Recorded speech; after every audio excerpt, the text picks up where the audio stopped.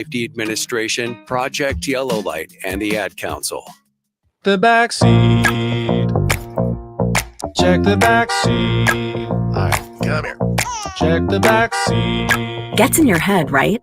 Good. Because every year, dozens of children are forgotten in the backseat of a car by a parent or caregiver. All never thought it could happen to them. But with changes in routines, distractions, or a sleeping child, it can happen to anyone. Parked cars get hot, fast, and can be deadly. So get it in your head. Check the back seat.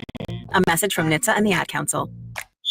KOZ and Bellevue, Omaha, Council Bluffs. This is 1620, The Zone. Crossover. Oh, killer crossover. Just crossover. It just crossed him over. Danced him. Another victim to the crossovers. Crossed him up and set him down. Time for the crossover, powered by Everlow Concrete Repair in Omaha and everlowconcrete.com. Hi, boys. We're back. It's game week. Red Out Week. Yeah, kind of.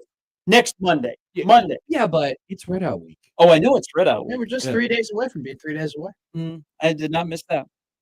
It is time, baby. Let's go. You go to the volleyball game tonight? See big scoreboard? No. Why? You go to everything. You were talking about going to see Trey Taylor at Carmel. No, I'm Yeah, going to a game of this. You got to go see the volleyball team. You can What do you have go. against women? I have nothing against women. I They don't have wanna go something out to, against like, you. You'll travel miles and Yeah, miles you away go to to watch watch- young men Dude, play. I'm going to watch Matt Rhule talk. I'm gonna. Harper Murray, Andy First Jackson, First off, Skylar Pierce. I'm going to the driving range right after. That's the show, and then I'm gonna go fishing, and then I'm gonna drink beers tonight. They got ponds and golf clubs in Lincoln. Yeah. They do. I have. In I beer. have- Sometimes why- at the same place. Why would I go all the way out to Lincoln and do that? I don't know, man. I don't know why you go to all the press conferences and stuff like that. I've only went to one Saturday press conference this whole fall. I've only been to one. I'm actually going to the one on Tuesday. Though. How are you not going to be there today? Matt Rhule speaking. At 11. I can't make it. You can get there. Go. I would have to leave right now. I have no interest. So You're free to go. So here's Apparently it's Echo I'll see you Justin. guys. I'll see you guys. Hey, Echo. there is one time I was with somebody who drives really fast that had an interest in going and listening to a coach speak. What Georgia football player were you with? This person did not play at Georgia. Okay. They did play at Nebraska. It took us from 50th and Capitol to Memorial Stadium. 27 minutes. Whoa! What? I've heard this story before. We were flying. It's dangerous. Don't do that, Matt. Yeah. I have, and I paid the price. Really? They caught you? I got caught. It was a Going whole- what? I don't want to talk about it. Don't want to talk about it. But I did get caught. What happened was when you're getting into Lincoln, right, and you're driving from Omaha, there's that moment where it turns 75 to 65. Yes. And I was in the left-hand lane, Yes. and I was about like less than a half mile away from that exit.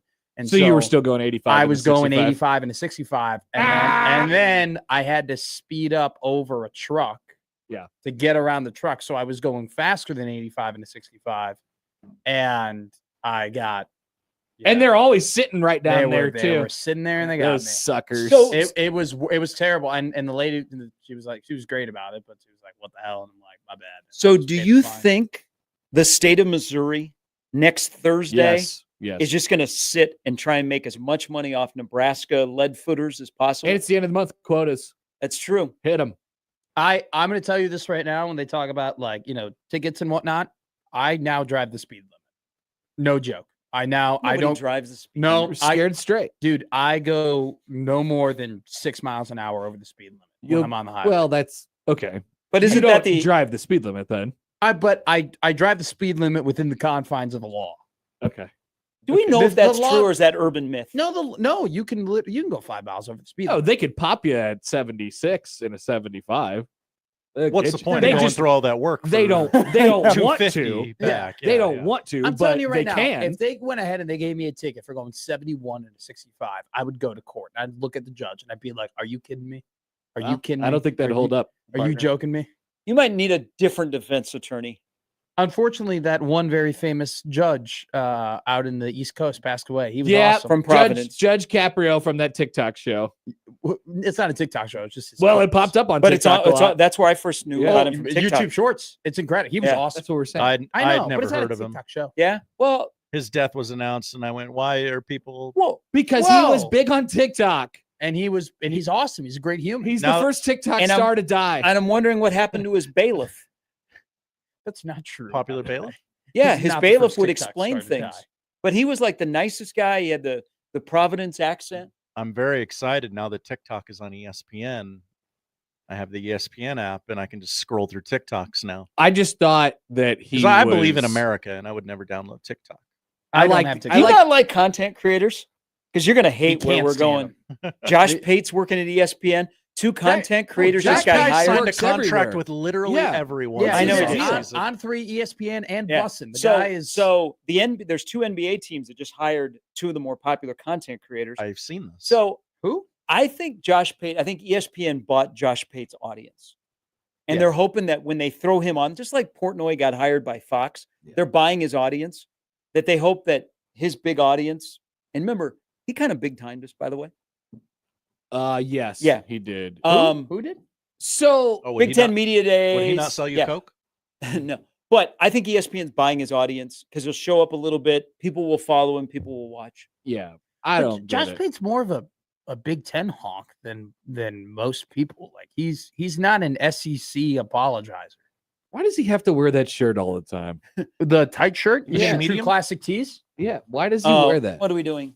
What? You don't like a true This classic is the tee second that's damn tight- day in a row you've taken your shirt You off. don't like a true classic tee that's Okay. tight fitting around No, the arms, I but do. a little loose around the stomach. I do, but every day he wears the same shirt. Look at me. He's I'm like Steve I'm from Blues McMuscle Clues. Man. Look at me. I have my. He wears the same shirt every day. look at How me. many? If you pulled open his closet, he would have 40 of the same shirts. He'd Look- be like Dwight Schrute. Look at my bulging biceps. I'm a sex symbol right now because of my true classic Josh Pate t-shirts. That is not true, and that shirt is dirty as hell. No, it it ain't. is. No, it it is ain't. dirty. Yeah, it's a shade of yellow. It's newly washed. I don't use bleach. First poll question of the day up at Happer Show: is Josh Pate like Steve from Blues Clues? Oh, He's just like him. I have a polo that when I have shorter hair and when I'm shaved, I have a Blues Clues polo that's like 2 different shades of green and they're stripes. And I was called Steve from Blues Clues. Duh. And I wore it on my first day of work at my former employer, and they called me that. Okay, so that when was that photo taken? Okay, so this It's was proof her of birthday. life? This was her birthday last year. Okay. I need the newspaper in the photo. The proof of life. Is that like a Kate Middleton picture? Celebrities. They're So just side like note, us. friend of mine, she used to be the sports information director at Omaha. Kayla is now the sports information director at Loyola, and one of her jobs is to take care of Sister Jean. Yeah. To be her chauffeur? But Did you ask her if she's written the press release yet? Oh my God. I saying. Horrible I human just being. saying. You gotta have it ready. So I saw Seth Davis's tweets, We have- and I sent Kayla like a funny, and she goes, "Yeah, it's kind of different around here because Sister hasn't been on campus for a while." Mhm, mhm. And I was like, Yeah. I go, one bad basketball season, you just kicked her out. She's like, nah, she's not doing as well. And I said, she's 106. We have Couldn't- things in place for if But I things did happen. not ask that. I Yes. did not ask that question. Jeez, Josh. She Me couldn't too. deal with the Mo Valley. They're in the I- Mo Valley, right? I will tell you. No, they're in the Atlantic 10.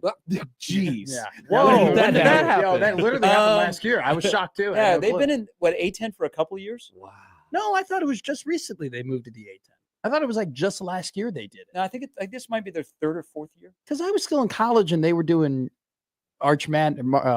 They and departed the it was- Missouri Valley Conference to join the A10 effective July 1, 2022. So Oh my 2020. God. Yeah. Good call. So this would be the 4th year? But Life comes at you But Josh, fast. you are right. So we were talking about Lee Corso earlier, and I give credit to ESPN because like Dick Vitale and Hubie Brown, they have let continue their careers. Mm-hmm. They haven't pushed them out the door, and they did that with Corso. They're going to let him have one more, and I think the fact that Corso, knock on wood, is going to make it to Saturday is big because he's struggled a little bit. Yeah. But he has something to look forward to, and they're doing a special tonight.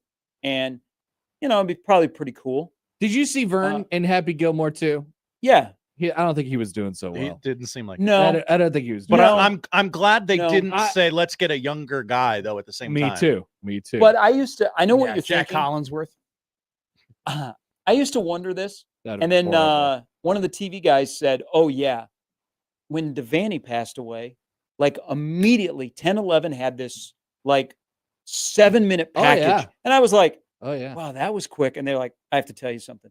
We have all these in the can. It's For been all done. these celebrity deaths, we have our packages already done. So I started asking about local people.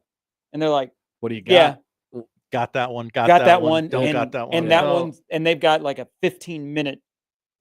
They've asked people, tell stories about Coach. Back at 1000, I don't know if they have Ditka stuff ready, but I know of a host and at ESPN 1000 who literally has a rolling vacation where he's like, when Ditka passes away, I'm off because he's like, I don't want to be on for that. Like, I don't want to go through the whole like. Whoa! Yeah. That's not right. Yeah, that's what he said. That's garbage. He's got a Because he's too emotional. Taking the No. easy way out. He was just like, we're going to be interviewing. Nobody all wants these... to be on the air when the equivalent of that happens I know. around here, And but he- we're gonna be. Yeah, and he was like, I got a rolling vacay for it. That's garbage. You can't do that. I can't even take a regular vacation. I'm trying to think when Coach You got to Devaney fight for it. when Coach Devaney Didn't get passed it. away. Yeah, we were on the air, but those are weird shows to do. Like if we have a celebrity coach death here in the state in the next 15 years, that's going to be a tough show. Oh God, it's I've gonna That'll be a shows. really. I've been really thinking tough about show. it since the day that I started doing a daily radio show in the state, Yeah, which It- was 10 years ago. It is one of those things where it's not just one show. It will be shows like Oh, yeah, it the goes whole forever. week, Every segment of every show. every segment of every show for probably at least 4 days. but one of the local TV stations here in town, their sports director said, "Oh yeah, we've got a 15-minute package that will go on the air immediately." Yeah. Oh my God. I'm like, Oh like, yeah, you got. where do you You got like the what? combined breaks. What after that. what folder? What folder Oh, is? Yeah, what folder is that in? Yeah, where do you keep it? Secret files. Yeah, because you can't It's let it. encrypted. Nobody can let that out, right? Like disgruntled Oh. employee gets fired, sends it out on his last day. I mean, Holy I don't crap. I don't know. I mean, it would play and then they would Like it can't just be in the computer where Yeah. you can click yeah, it. no, One God, click. no. Yeah, But like yeah. it would leak, and then you'd be like, "Whoa, that employee must have been really mad." And then you go, "All right, we'll just rejumble the order." Like we'll just redo it, Yeah, or maybe just re-rack it. just take it back. Yep. Yep, no backsies. Yeah, I don't think there's any more jokes to be made about it. I'm not looking forward to that. I don't think But do you anybody think is. they will do anything? So Lee Corso's been in Lincoln a couple of times, and remember he went and rode the bull down in the bottoms. I wonder if that'll be part of tonight's show Oh, I'm sure there will be many because one of the clips. first ones that he did was in Lincoln, right? How many 94? is this a 2-hour affair? Is this a 1-hour The doc? affair? Yeah. I don't know. I think it's an hour Okay. because they're starting their college football programming tonight because they have like the Herbies on. First of all, a week from tomorrow, Kirk Herbstreit's going to be a mess. Oh yeah. God. Like Yeah. Well, it was already a mess yesterday. I don't know if you saw the New York Giants Patriots preseason game. He's already in midseason form. Did he have a bad night? Not as that's fast. because he was sitting next to Al Michaels, the lounge singer, It wasn't who as last fast. night had the open collared shirt. Hello. Did he really? Oh, he looked He was- looked so casual last What are night. you guys Mo- doing watching preseason games? It was what the it was hell's wrong with clear. you? What do you mean? Why are we watching preseason? Why games? would Why you wouldn't not you want to watch watch the preseason? prime game last night when you've got maybe the greatest quarterback room of all time? Hey, my team's in You a know- playoff Russell hunt, Wilson, Okay. Jackson You Dart, don't have a team. Jameis Do you not have Winston, loved ones? Baseball. Tommy Baseball. DeVito. City Royals. Baseball. It was great. Jackson Dart looked great yesterday. Hey, but no, that might be the most unique quarterback room in the history of football, and they're funny. Lee Corso special is an hour tonight at It's 8. only an hour. I thought they'd give him 90 minutes. Well, there it is. They're previewing it. Sorry. Don't Well, laugh. I He's mean, I old. I can't. That's such a bad Don't face. laugh. That's such a He's bad old. face. So they were telling that, like, one of the previews they showed is like they go in depth about his stroke Yeah. and how I mean, they didn't it know if he was going to changed. come back. Yeah, Oh yeah. It changed that day. Yep. But at least they are retiring the bit. Like next Saturday, it's it. They're not going to do any more mascot heads or anything like that. Oh, you don't think McAfee will do it? No, McAfee will do his own thing. they do their own. McAfee's Pick. already They'll got it. still have the celebrity picker, but they won't have. Let's do a mascot. Yeah, he'll start doing chants of the schools that he's picking. Well, what do you mean start? That's already. That's Hey-o. That'll be the end of the show now. Suck that. I was angry Take at it easy. ESPN for years for letting Lee Corso on television when he clearly couldn't do it Yeah. anymore. Literally ever since they announced, hey, this is going to be his last, love seeing him on TV. I'm like, oh, good for him. I Give him his flowers. I understand. I totally get it. I know where you're coming from, but I don't love seeing him on TV because he's an old man, and it just seems like it's kind of sad in a way. I'm sorry. I don't love it. I don't love being because I see him and I don't get happy. I see him and I get sad. I'm like, he's old. Well, It's they're for doing- us, that's for sure. They're doing. We're a bit of a self-serving society. we like to do things that would make us feel good. Sure. And, No, 1,000,000%. Yeah, I don't know if it makes Coach Corso feel good, but it makes us feel good about what we've done for him. I mean, honestly, I think that's what's happening. one of the most here. popular people in the world right now literally does that and makes so much money off of it. We can't stop watching it. Mr. Beast. It's literally what it does. He just carts people out and he like makes them do terrible things and leave their family for hundreds of days. But hey, here's $200,000. Don't get mad at me.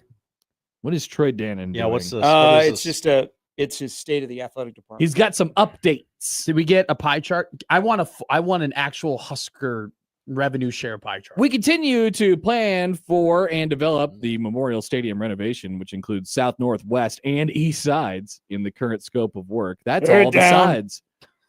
We previously shared that we do not intend to bring the project forward for formal consideration by the Board of Regents at this time with the current financial challenges on campus system-wide. Ultimately, we will bring to the Board of Regents a project that will not only ensure a 102-year-old Memorial Stadium serves the next generations of Nebraskans, but also will help We have to- preserve the Husker financial model that empowers aspirational competitive goals while enhancing, not draining institutional resources.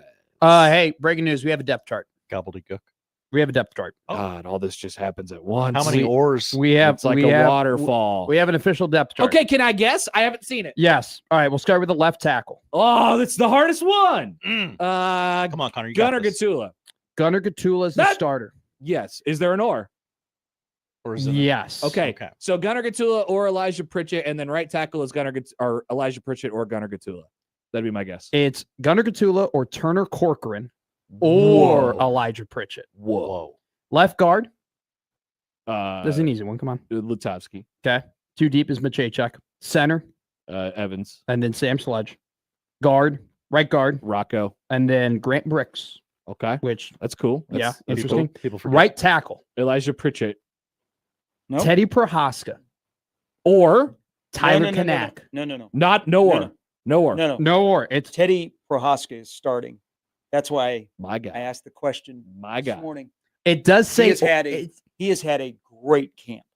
All right. so Teddy Prohaska will be your starting right tackle. So what's Mr. Million? Now they're- Brewster's Millions Now doing? there is or Tyler Oh, Kanak. There is or it is man. or Tyler Kanak, but it is Okay, Teddy Prohaska. let's keep going. Are you reacting to something No, else? because so these are in the game notes that just came out.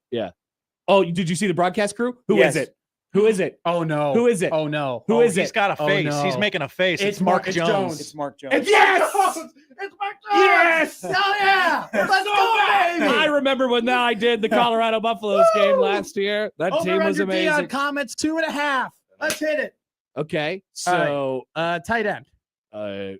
Mark Jones is doing the game next Thursday night. Luke Lindenmeyer. Lindenmeyer. Correct.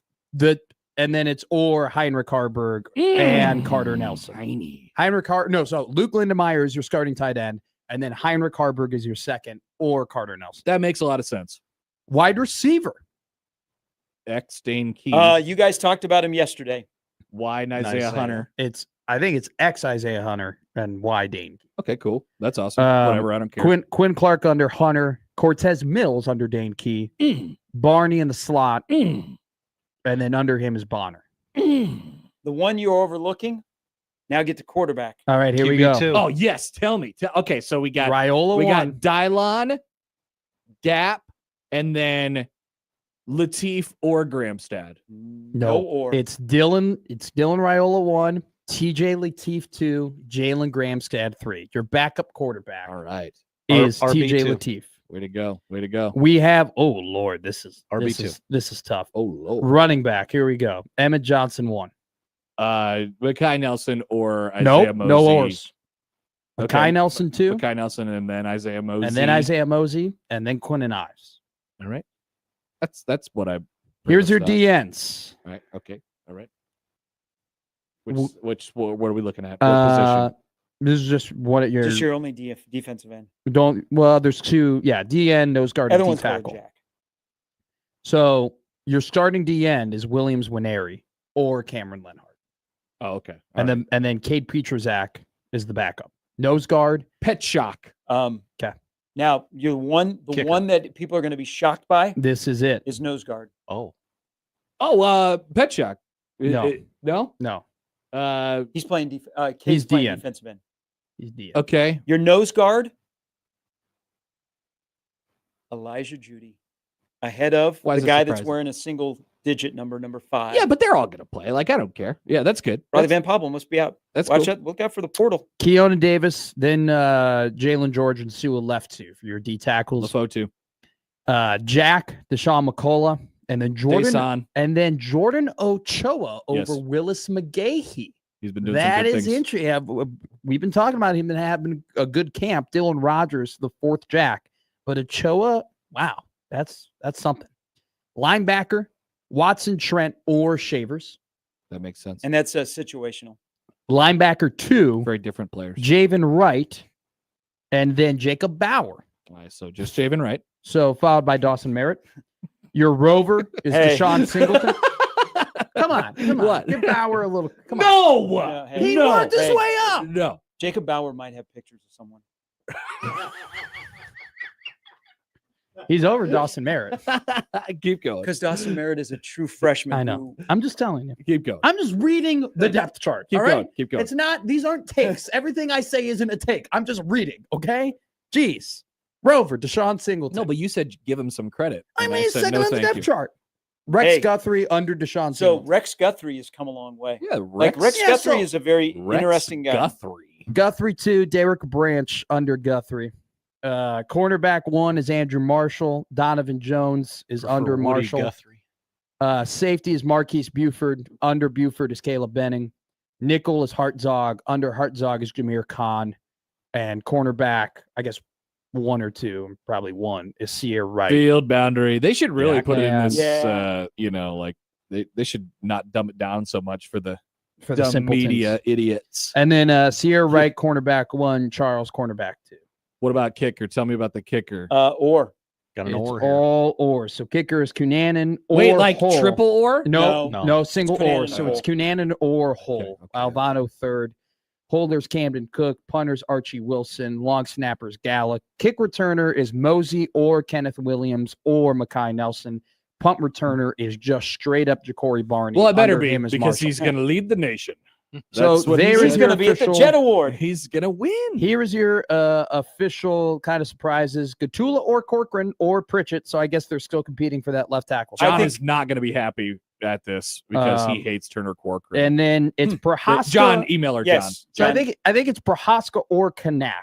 No, it's Teddy. Well, I know it But says it's or, on the depth chart. but it's Teddy. It's. I think this is an indication probably of like where they currently stand in the competition, and Prohaska and Gatula are probably your favorites at this point to be your starting. I've received an email from John. Hi, John. or Turner Corcoran? Are you bleeping kidding me? The So- ceiling for Nebraska is now down to 6. Hey. If Corcoran sees any meaningful time, it is 5 wins, and this is Raiola's last season at Nebraska. What a joke. Hey, so if you're Elijah Pritchett and Yeah, what happened?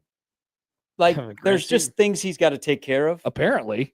If you're looking at the depth chart and Turner Corcoran, who did not start spring ball or fall ball, is in the mix, Yeah. are you thinking about I got some questions. Maybe if I would have told you I would have on August 2nd, we go to the open practice, and then I said, you know what? On August 22nd, which Elijah do you think will be feeling better today? Elijah Judy or Elijah Pritchett?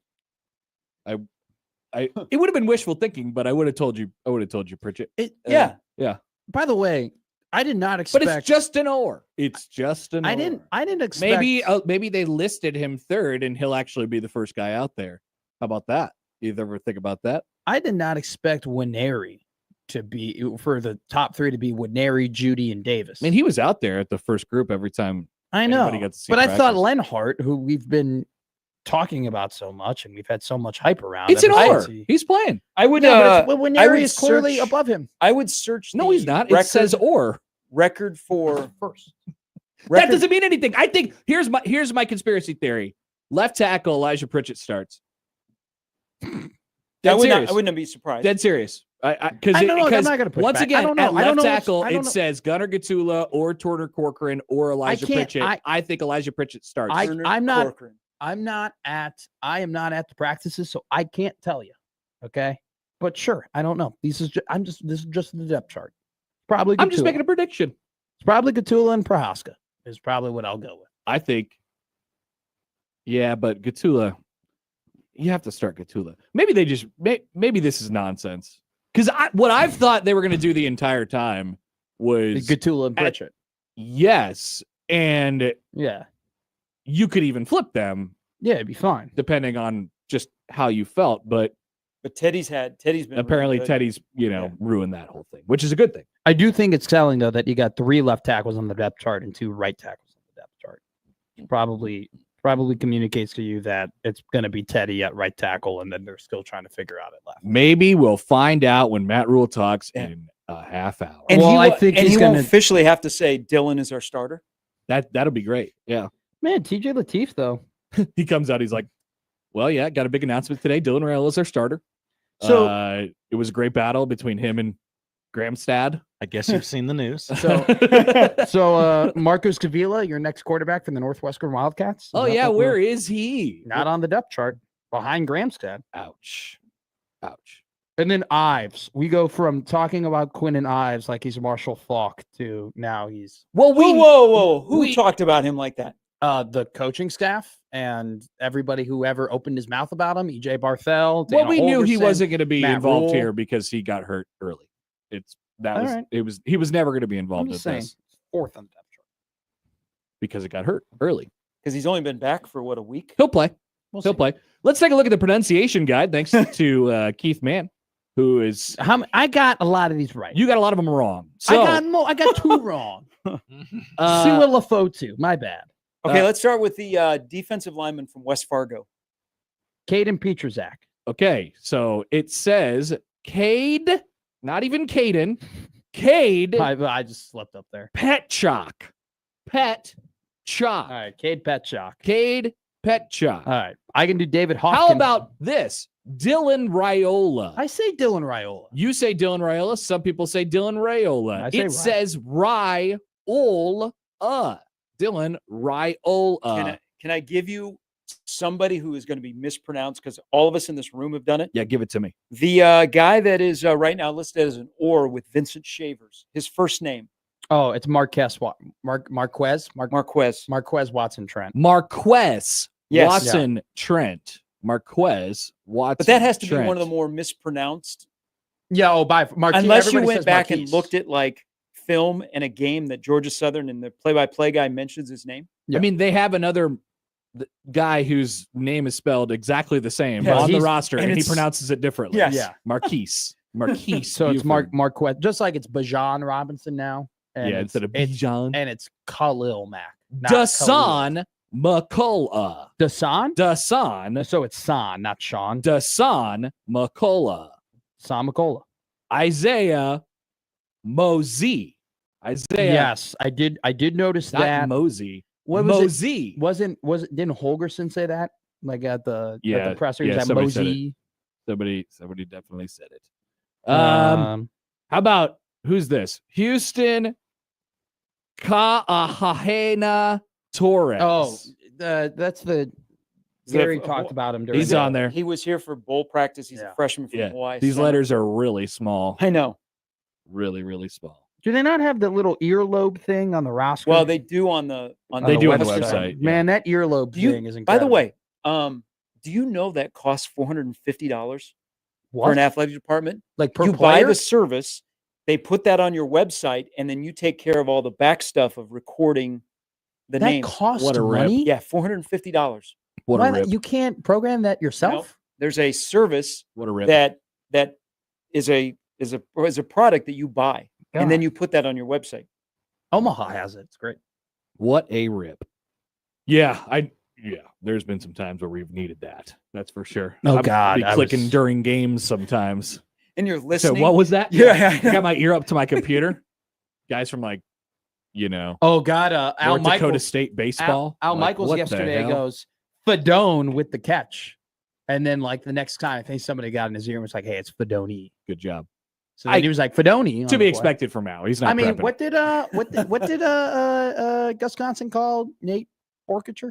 Bo Richter. Yeah, Bo Ricker. yeah. Well, and he That's won't. great. I mean, he's not doing any Texas A&M games, so he's I not mean, going to have to. Yeah, But by the that's way- good. By the way, how can you like the fact he got that so wrong? Was just like you did zero prep for There this goes game. Bo Ricker. You literally He that is scored a the- touchdown, right? Yeah, that is Yeah. the starting tight end of this team, and you weren't even in the ballpark of what he sounds. Yeah, he doesn't prep.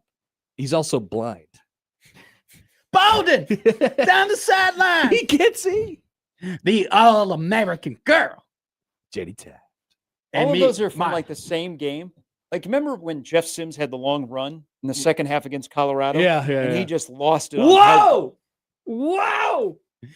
And then he basically ejected Jeff Sims from the Yeah, game. And then the fourth quarter, they crushed him. They gotta get him out. Yeah, they You gotta get him cannot out of keep it. playing it. He's killing him, Joel. My broadcast partner, the quarterback, Joel Clapp. That's right. That's You right. gotta always do the. I'm telling you, I wanted Mark Gus Jones, Johnson to announce a Wisconsin Jones. basketball game so he could go John Tonje to the rack. Mark Jones, Roddy Jones, baby. Jeez, that's gonna be awful. The Jones. And it's Jones an brothers. 8 o'clock game. I'll have Kyle Crooks in my ear. Kyle, don't mess it up. I will not be listening to any broadcasts of this game. I'll be watching it with my own eyes. I'm excited for it. Do you not, when you're watching it, you don't have any earbuds in or anything? Absolutely not. Oh, okay. Am I weird? Yes. Okay. You and a couple other people in the media. BC and I do it. BC does it because BC. I got it from BC. Well, yeah. I mean, it's a good thing if you want to maybe learn, just pick up a couple tidbits and things. So Yes. that's good. That's what I do. And sideline like injuries. I and like stuff that. I like the injuries and I like the See, reports. I don't care. I just like the game. I have to buy a pair of binoculars Why? so I can see the field. You'll be able to see it. I don't have that great of eyes long distance. Do you need binoculars for Memorial Stadium? No, but I sit close enough. Are there not TVs Oh, it's gonna inside the be press high. box Oh yeah, at there will. Arrowhead? Yeah. I mean, Memorial Stadium's press box where the media sits going to be higher than where Arrowhead's is. Oh, really? I think so. I've never Yeah. been to Arrow. This is my first time in Kansas City. I Is have it- no how clue. close is it? It's up there. Is It's it? at the up top there? of the stadium. Gary, do you think I need binocs? If I'm thinking of buying binocs, do I need binocs? Does he need binocs? I think Poll you're good. question. I think you're good. You think I'm good? Yeah. But I want to see. What are you going to be looking at? I don't know. Formations. Personnel. You don't. No. You don't need them. Why are you laughing? I mean, I want to see how much 12 personnel they're going to be running. I'm unable. You can't see that with your eyes? I want to. Okay, not like Also, isn't that like a second or third rewatch thing you're looking for now? that's Like, immediately. I'm looking for what personnel. It's just easier if I have binocs. Okay. Can you just let me be me? Stop Just calling- stop- asked! Hey, look, Stop calling look, them if- binocs. You If asked. you're trying to fix me, if I wanted to be fixed, I'd have a girlfriend. All right. You I don't. literally asked, I asked Gary. should I get binocs? I And don't- we said I you'll don't be think- fine. And then you insisted. So go You're- ahead, get them. You're up high enough. You can see the whole field. I'll be fine. I agree for the record. I don't Okay. think like Dana's Thanks, going to honey. come out and hide 12 personnel from you. Guy, I'll be like, guys, they're in 12. They're in 12, guys. They're in What 12. about when they do pregame warm-ups and they're in 12? Are you going to be like, Guys, they're in 12. They're in 12. They're in 12, guys. First snap of the game, they're going to be Oh, in they're 12. in 13. Holy crap. Nelson's out there. All right. Well, That's enjoy the your weekend. crossover. This is it. This is it. Get your golf in now. I'm going golfing right now. Excellent. Have a good show. Thank good you. to see you guys. Thank you. That's the crossover powered by Everlevel Concrete Repair and Omaha at everlevelconcrete.com. It is Friday. We'll start things off next. That's the crossover.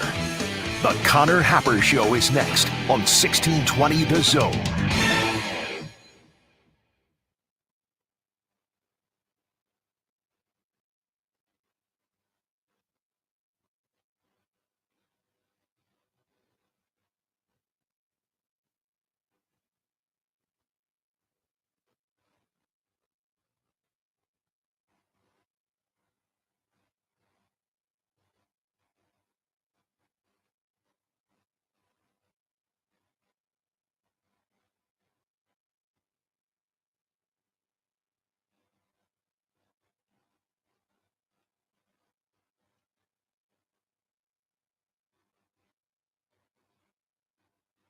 One more warm and muggy day Friday before a cool down arrives for the weekend. Expect partly sunny, dry conditions most of the day with scattered storms possible mainly after 4 p.m. in the metro. Highs in the upper 80s. I'm meteorologist Sean Everson from KETV News Watch 7.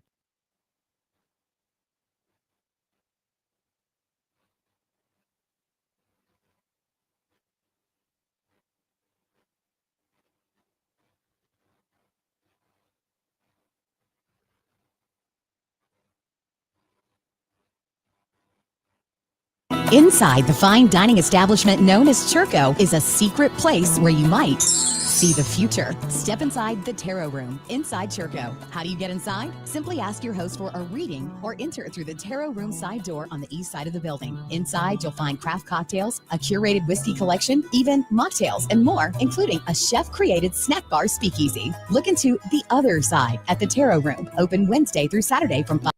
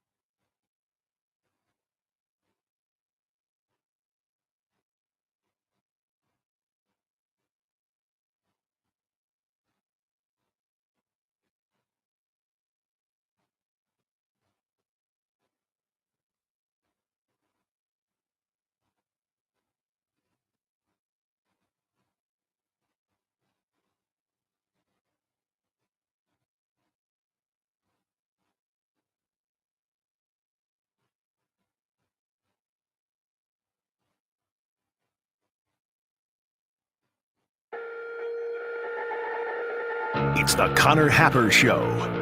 Are we sure we want to do this? Could you, make an announcement that we're ready? It's the Connor Happer Show on 1620 The Zone. All right, welcome in, everybody. Happy Friday on Red Out Week here on 1620 The Zone and on 1620thezone.com. Connor Happer, Josh Odson with you.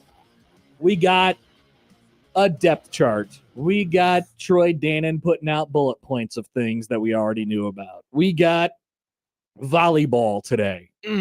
We got the SEC going to 9 conference games. Gus Johnson, what do you think about that? The SEC's going to 9 conference games. And I like it. We're so back. Now just put me on a playoff game. But I only do games at Ohio State, the Ohio State University. Everybody's breaking out their Gus Johnson. We are so back. Yeah, it's really happening. It is really happening. So we will, of course, talk about all those things today. So Matt Rhule will speak at 11. I'm getting conflicting reports on what the tenor of this press conference will be. Like, is it going to be formal? Is it going to be more like a regular Thursday before a Saturday game press conference where it's sort of like, here's a couple odds and ends? Or is it going to be like a Monday, luncheon pre-week press conference? I don't know about the lunch being served. So I don't know if they're streaming this anywhere, or I don't know if we can get access to it. But we'll keep an eye on that. We may take you live to Memorial Stadium at 11 o'clock, but I would say don't count on it. Whoa. I don't know. So because of that, we booted Brian Munson. I apologize profusely this morning. I said, Brian, I love you long time, but we just have to punt today. You got to go. We have to do it. Brian Christopherson will join us at 12:30, and Steve Sipple, who I have not made contact with today. Oh, no chance. Is at 1. But he should have enough time, right? It's just Rhule talking.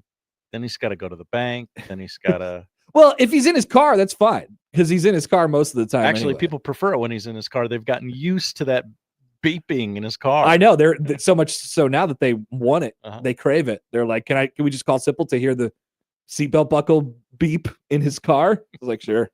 Yeah, anytime. So welcome to the show today. That's our lineup, by the way, powered by the Rooferees from John Higgins Weather Guard. We want to hear from you all, 402-951-1620 on the Prairie Flower Casino Zone Hotline. You can call or text that number. Tweeted Happer Show at Connor Happer on the JTech Construction Zone Twitter feed. Email Connor.show at 1620thezone.com on the Equitable Bank Zone inbox. And we say good morning to the YouTube streamers today. What's up, brother? I have my 1620 the beer shirt on. Wow, where'd you find that? In a file cabinet? I found it in. No, I'm not Matt McMaster and get my shirts from a file cabinet. But I found it in my closet.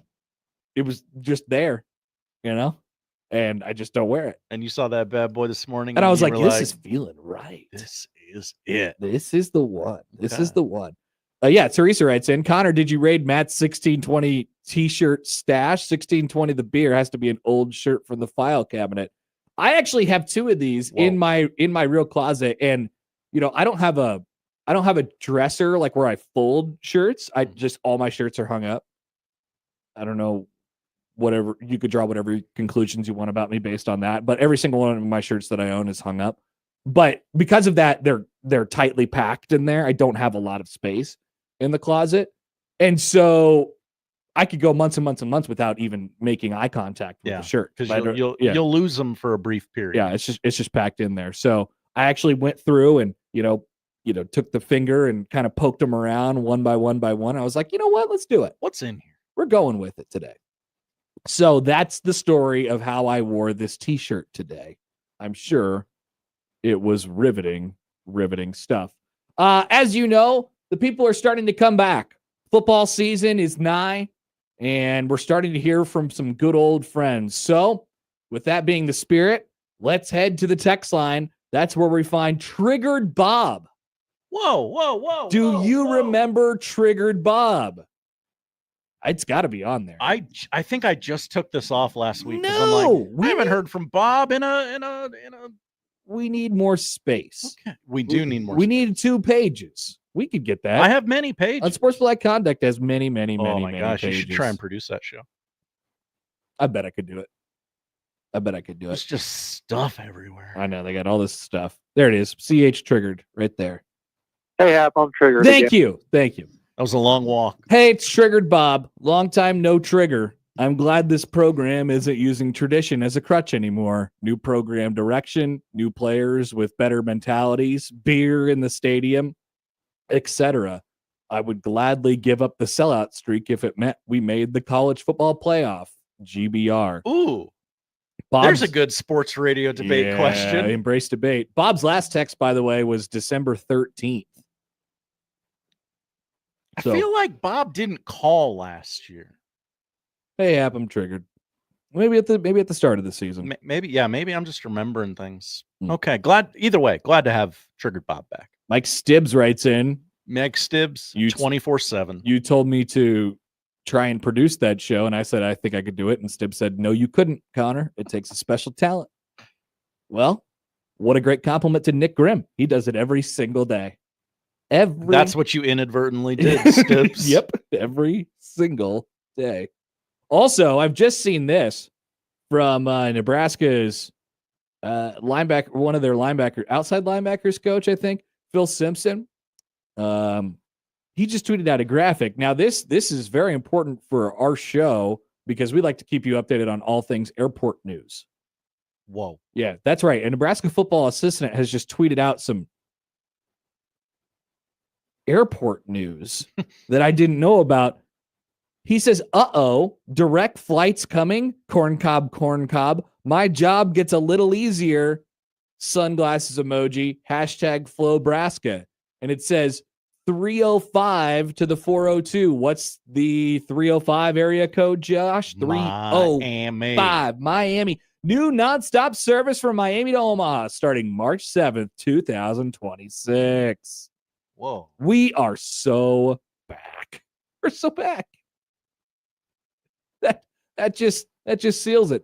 All right. I gotta follow Philip Simpson here. Yeah, he's got airport news apparently. Follow Phil for all of your airport news. Don't know. So we are pleased that you're with us here on this Friday, day number 2 of Red Out Week, and then we take a little bit of break, get your golf in, kiss your family, and it's go time next week. My wife realized last night, this is it. Yep, this is it. You're gone now. She made a bunch of demands of me this weekend. Yeah, that's all right. You gotta do them. Yeah, you gotta see those through. But you do need 2.5 to 3 hours to watch Farmageddon in Ireland on Saturday. Sorry, and it'll get done, and you will. Or it's on. I weirdly DVR football and watch it after everyone goes to bed. I do. Yeah, I don't have time for that, or that's not how I prioritize my time anyway. All right, we are back after this. Happy you're with us. We did some depth chart overreactions. Maybe we have some more coming up on 1620 The Zone.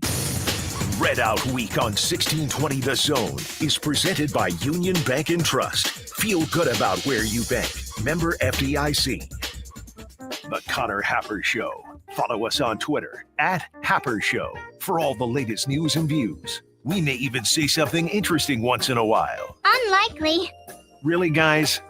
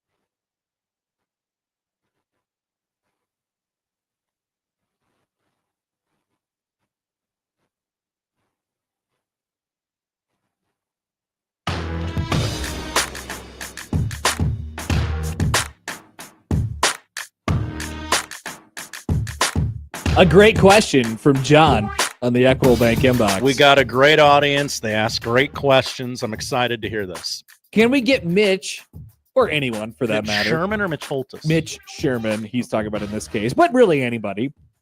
Can we get someone to ask Rhule how big of a moron he feels like for canceling the Tennessee series now that the strength of schedule is a factor for the college football playoff? Here's the great news. Like, I don't know anything about this, but wouldn't you imagine that game just comes back now? Because or maybe they're locked in with Miami of Ohio or whoever the hell they're playing during that period of time. There's hurt feelings. But like all the SEC teams, because of the they need games. Yeah, they need one too. Yeah, they need games.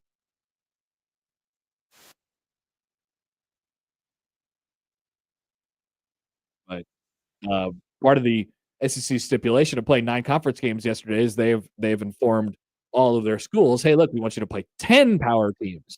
We want you to play another power team on top of the 9 conference games that you're playing because the strength of schedule metric is changed and we want to put ourselves in the best position. So there's a bunch of SEC schools out there right now calling every Big 12 school, every ACC school, every Big 10 school, and every, I guess that's it, in the country, saying, hey, can we get you up? Can we get you going? Can we get you on there for next year? Maybe there's a lot of holes in schedules that are out there right now. But yes, the decision by Matt Rhule or whoever to cancel the Tennessee series has not aged particularly well. Nor did it in the moment, but most certainly right now, it is not aging well, considering Nebraska's probably going to want to get another Power 4 opponent on their schedule just to match what the SEC is doing in terms of SOS. So we'll talk about that just a little bit. The depth chart is out, folks. In fact, the game notes are out for next week. Thank you, Keith. What are we learning? We just love looking at the notes. I really do. I love looking at the notes. Josh is probably going to print them out. Love a hard copy. Are you going to print these out, I Josh? tell Travis every week I need a hard copy of these. Can you send them to you should send them to the printer right now. I don't actually have them right now. What? I don't. Would you like me to send them to you? Yeah, I've signed up for these emails before and never get emails. Yeah. Actually, the listserv that they have, it's not bulletproof. It's not great. Sometimes they come in late. Sometimes they come in late. I've had problems before too, but yes, I did get this right. So I'm part of the media elite. That's right, Josh. So yes, Nebraska, Cincinnati, Thursday, August 28th, 8 p.m., Kansas City, Missouri, Arrowhead Stadium, natural grass, ESPN, Mark Jones, Roddy Jones, Quint Kesnit. It'll also be on the ESPN app, which is now known as ESPN. Not confusing at all. But it will be on linear television as well. And with the game notes, some history between the two teams. Obviously, there's some good stuff in here that Keith and his team have come up with in terms of stats to prepare for the game. But a depth chart accompanies it. As we said a little bit earlier, if you were listening during the crossover, just to recap, a couple notables. If you so yes, Dylan Rail is a starting quarterback. Awesome. Running back. People were wondering how that was going to look. Here's how it does. Emmett Johnson is the clear 1. That was to be expected. Makai Nelson is the clear 2. Isaiah Mosey is the clear 3. And Quentin Ives is the clear 4. There are no oars in the running back. Too much. A bit. At left tackle, I've been asking our guests all week, who's going to be that first starting left tackle in now 6 days when Nebraska plays Cincinnati at Arrowhead Stadium at 8 o'clock in grass with a punter who's never punted in a game before. Who's going to be out there? We still don't know the answer to that question.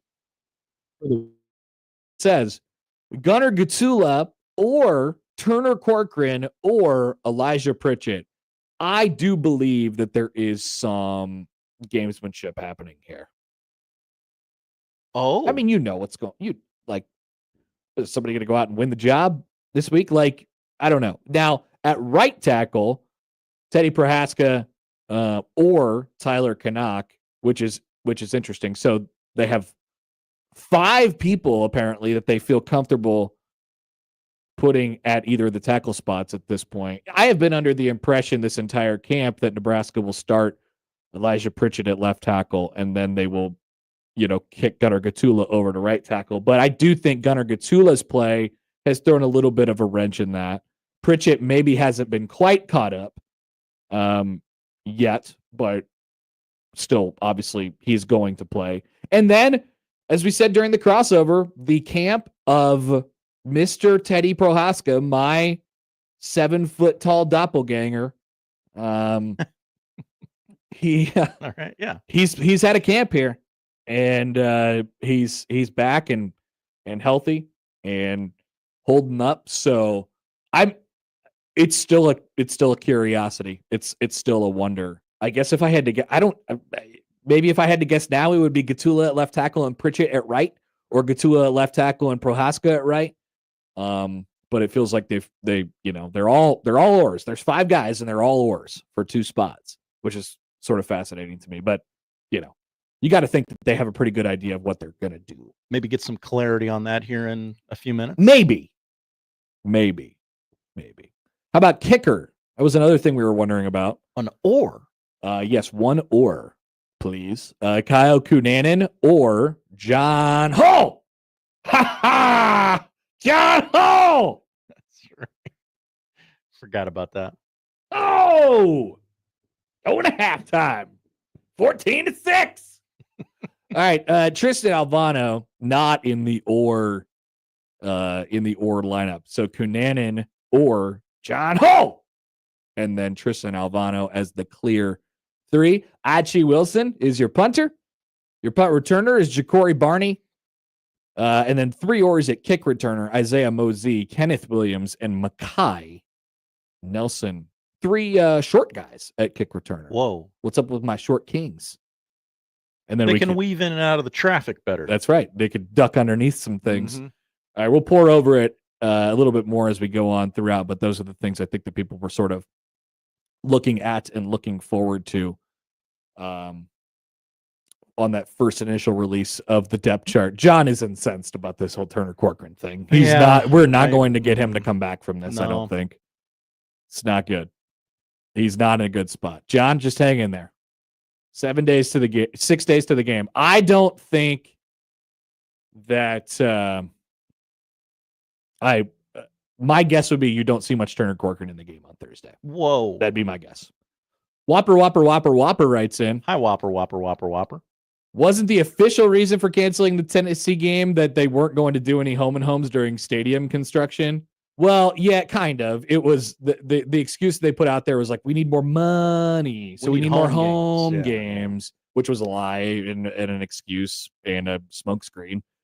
So if you believe that, then yeah. They just wanted to be like everybody. They just wanted to be like Kurt Signetti for some reason. Boy, Kurt Signetti, once again, aging like milk. Oh, I just decided to do the SEC scheduling tactic. Now, bring me the mock. Now my boy's got to go out and play some teams. What you think about that? 1 team. I mean, he's got to go out and play some teams in the non-con. He's going to have to get his medicine. He's going to have to go play an SEC team.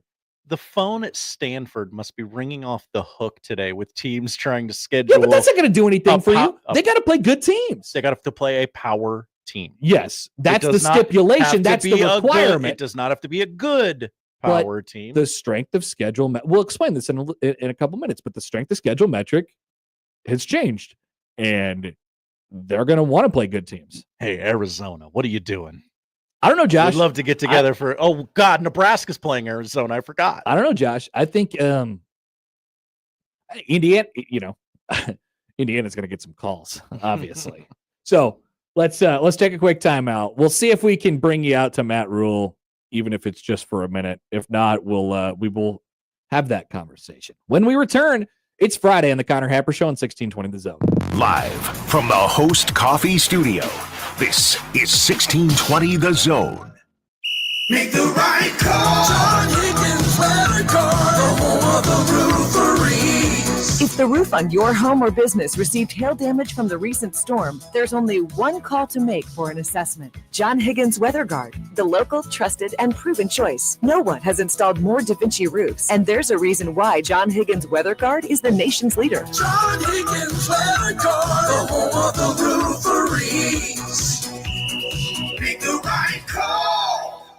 Ready to feel the rush? Step into Prairie Flower Casino and get ready for some fun. Spin and win on hundreds of new slot machines, or hit the PFC Sportsbook for all the action. From video poker and keno to electronic craps, blackjack, and roulette, it's all here. Grab a seat at Sky Bar and Grill, wall-to-wall TVs, non-stop sports, and the unbeatable service you know and love. Play longer, win more at Prairie Flower Casino, minutes north of downtown Omaha. Must be 21. Please bet responsibly. The countdown is on, and Funplex closes for the season right after Labor Day. Don't miss your last chance to treasure this summer at Nebraska's largest water park and rides. Race down thrilling slides like Double Trouble, chill by the lazy river in your own private cabana, or tackle the new shipwreck chutes before time is up. It's the home stretch for summer 2025. One more splash, one more memory. Treasure this summer at Funplex. Get your tickets now at fun-plex.com. With UBT, you've got total control over your money. Like Doug, who runs his game day tailgate like a well-oiled machine. I got burgers, brats, chicken, dogs, plus all the fixins. And with the UBT Go app, I can track my food spending from anywhere. Pro move. They don't call me Grill Sergeant for nothing. No matter your goals, UBT helps you feel good about reaching them. Union Bank and Trust, member FDIC.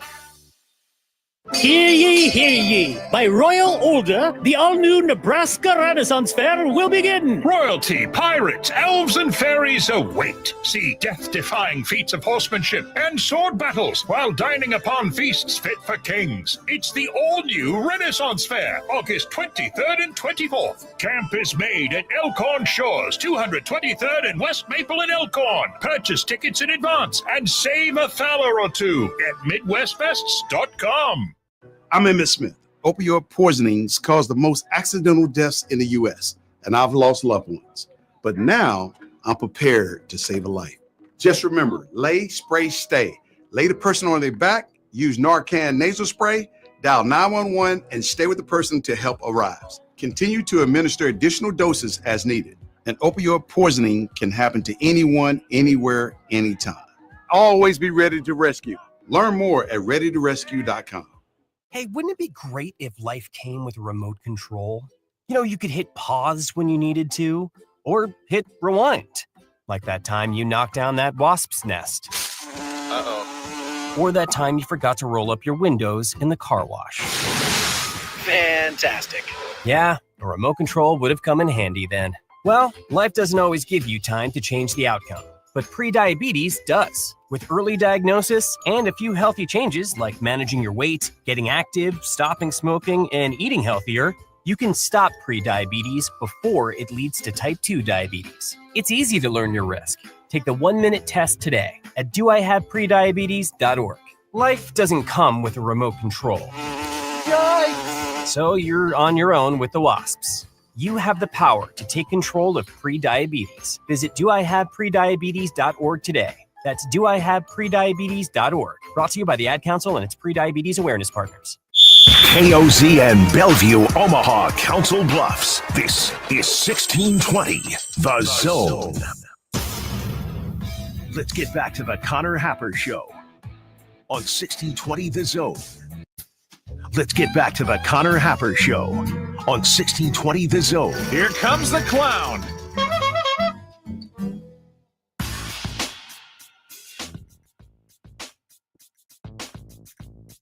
All right, welcome back. Connor Happer, Josh Odson with you here on a Friday, 1620 The Zone, and on 1620thezone.com. Today will be your final day to listen in and potentially win tickets to Lincoln Park, which is headed to the Metro next Friday at the CHI Health Center, Omaha. We'll have a cue to call at some point during the show. And then Unsportsmanlike Conduct will, I'm sure, do something more fun and creative.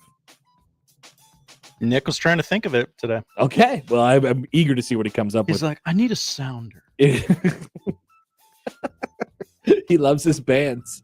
He loves his bands. I can't wait to see what he comes up with. We'll probably just do a cue to call, and we could make you very, very happy with Lincoln Park tickets next Friday at the Chai. If you want more details, you can find it on our website at 1620thezone.com. I haven't seen anything about how they're streaming this press conference yet, Josh. So unless that pops up and you see it, then you could, wave your hands and say, I'm over here. You could be like Tom Hanks on Castaway. Say, hey! Flag it down. But as of right now, we're gonna continue on, and then if Matt Rhule says anything interesting, we'll get it to you, obviously, as well as he's speaking to the media here shortly.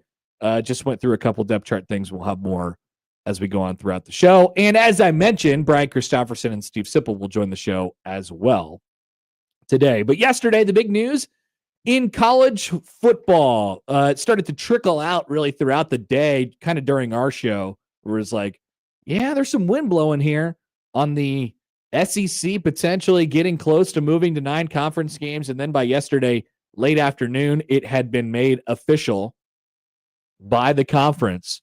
The SEC announced that their long time struggle of saying, we like our schedules the way they are, and everybody else yelling at them from around the country. Yeah, but you play Mercer in November. Well, that conversation is now dead. The SEC will play a 9-game conference schedule starting next year.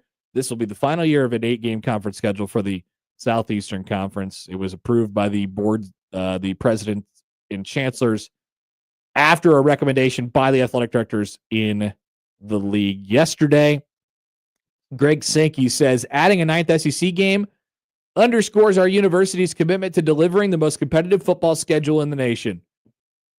SEC Commissioner Greg Sankey said in a news release, this format protects rivalries, increases competitive balance, paired with our requirement to play an additional power opponent, ensures SEC teams are well prepared to compete and succeed in the college football playoff. There will continue to be no divisions. Each school will have 3 protected rivals. Each school will have 3 games that they play every single year. They will rotate through each of the other 6. And that's how it works out with the league, because it's still, in the grand scheme of things, a generally normal-sized conference, 16 compared to the Big Ten's 18. That's why they can't do the regular rotation. Although it was noted, I did see this yesterday. It was noted that I think it was Texas A&M, they joined the conference in 12, right? 1 year after Nebraska left and went to the Big Ten. Texas A&M still has never hosted Georgia as a member of the SEC. Almost 15 years. This is what happens when you change the damn thing every 5 seconds and you add teams and change the divisions or destroy the divisions entirely. It's very, very odd, but that's a quirk of what's happened so far. So, first of all, this is awesome. This is great. And it makes the Big Ten look bad, but I'll explain that in a second. For years, the Big Ten mocked the SEC because of its 8 conference games and its random FCS games in November. And now, in one swoop, the SEC said, you can't not make fun of us for that anymore. Those days are done. Now, they have turned the table completely on the Big Ten, on their friends to the north, because they have put in the stipulation that you not only are playing 9 conference games, but you have to play an extra power opponent in the non-conference. So you're going to have 10 power teams at the very least on their schedule. Now, there's some SEC teams that already have rivalries with other non-SEC teams. That, like South Carolina and Clemson. Right? That's going to be their 10th game on the schedule. So there's some of it that makes a lot of sense. Others will have to find them. So now, Kurt Signetti, the wimpiest non-con scheduler of all time, and the benefactor of the easiest schedule in conference history last year, he does not look so cool now, does he, with his funny little quote about how we're doing the SEC. We're just doing the SEC method of scheduling. That's just what we're doing. Yeah. Look at his schedule now compared to what an SEC schedule is going to look like next year. It looks ridiculous. Completely and 100% totally ridiculous. And I really hope that the SEC and the narrative and the rhetoric has already begun to, kind of take hold on this. I really hope the SEC now bullies the Big Ten into the Power 5 non-con thing. Maybe what the result of this is it paves the way for a scheduling agreement between the two conferences. I could see that as an alliance. I could see that as a possibility. An alliance, some might call it. Would you like to form an alliance? Something like that. And as it pertains to the playoff, what should happen now is that the Big Ten should throw its support behind the 5+11 format. But the Big Ten also comes out looking really weird in this because, do we have a press conference, Josh? You raised your hand. Okay, well, we could go out to, I was just getting in a groove there. If you want to finish No, it. that's fine. I can't. Well, we got, did he just start? Yeah, it's just a couple minutes old here. All right, cool. Let's hear from Matt Rhule out in Lincoln today. Okay. Yeah. We'll do that. Okay. Sorry. I clicked it. Would you like me to continue talking? Or okay. So I woke up at 4 this morning and Jarrett drove me to UNMC. I had a little surgical procedure on my ears, nothing serious. So if I can't hear you and I'm patient or I'm still loopy from the anesthesia, please forgive me. But I do want to say thank you to all that they've been working with me for a while, and just the ability to be able to connect with the people at UNMC and Nebraska Medicine, obviously for our players, but for an old guy like me too, I'm just unbelievably grateful, just the way that they've worked around our schedule. So on that, want to make sure I say good luck. Say good luck to the volleyball team tonight. They start against Pitt. We did our mock game yesterday, so we took over the training table at like 4:00, and Becca Alec came walking in, and she's like, "Oh, coach, is this closed?" I'm like, "This is open for you anytime, Becca. Lifter of the year, unbelievable person, spirit." I'm such a fan of that team and all of our teams, but that team, and so excited for them tonight. And I won't be able to go tonight, but I think my daughters have me lined up for Sunday for the Stanford game. Just want to take a moment to thank the Chiefs. This is going to be an unbelievable experience for our guys. For me, just like, hey, let's get to the game. We'll worry about the game. But being in an iconic NFL stadium, I was there. I've only been there once. That was during COVID. And so it was the first game that there were fans there. I think there were like, I don't know, somewhere between 5,000 and 15,000 fans. It sounded like 100,000 fans after coaching a bunch of games in front of no one. But, and really, I believe they have some of the best grass in the National Football League. And they were really one of the impetuses behind us believing that we could grow grass here. There was sort of a thought of, you can't grow grass practice fields. And it was like, well, how do the Chiefs do it? And so just being able to get out there, Coach Reed's been a mentor, to me. Tammy Reed, his wife, has been a mentor to Julie as she was a young coach's wife. And so obviously I don't know that we'll actually necessarily see them. I think Terry Braden has everything lined up. Terry has everything lined up for like a Chiefs reunion. But for us, just to have the chance to do that, playing a great game against Cincinnati and, for our players, but also for our fans. I know we went to the bowl game and that was an awesome experience, but I know Christmas time, New York City, not everyone could go be a part of it. So now to turn around and have this experience, I have to thank Troy. Obviously Indianapolis would have been a great opportunity, but coming to Kansas City, I think is going to be absolutely unbelievable. So great experience for our guys to go to Arrowhead, but also hopefully great experience for our fans. So we're excited. We're excited. A couple injury updates, if that's okay, before I get started. Gibson Pyle hurt himself last week, had surgery yesterday. He'll be out for the year. Okay, not an ACL, but a knee that just, we're going to have to go in and take care of. Mario Buford is right now out in the concussion protocol. We hope to have him back. Roman Mangini is out right now. He had off-season groin surgery, and so as part of that surgery, sometimes you have some scar tissue move around. He should be back within a couple weeks. Pierce Mooberry out with a hamstring strain. Gabe Moore still out with a hamstring strain. And Vincent Shavers is day-to-day as he's dealing with a kind of a lingering hamstring out. So anything else, Keith, I should cover? All right. With that, I'll see what questions you guys have. Was your procedure scheduled? Don't worry about Okay. yeah. No, thank you. You know what? I'm sorry. Thank you. I have like just some pressure issues in my ear or whatever. I don't know. So they had to go in and it was simple. So, but it's been a great excuse sometimes. I'm like, I didn't hear what you said. What did you say? So now I can apparently be able to hear clearly. So I got no excuse. So. Coach, I'm curious about the podcast. How did that kind of get started? It was my idea. I do a lot of podcasts. People ask me, and I'm happy to do them. And as I started thinking about it, I'm like, well, why aren't we doing one? My goal was to have it kind of in the off season, kind of leading into the season. It just took a lot to get it going because obviously we want to do it right. And so it's kind of delved into this season. But this is the new world of college sports. It's like, one of my goals is to be able to do stuff with our players and hope that we can get them some NIL money from doing an interview with us, but I think, nationally, I think having a brand and having people, just even yesterday, like we put that out and I don't know, it's really hard to watch yourself. A lot of you guys do it. I don't know how you do it. Like I was like, just like, oh my gosh, this is terrible.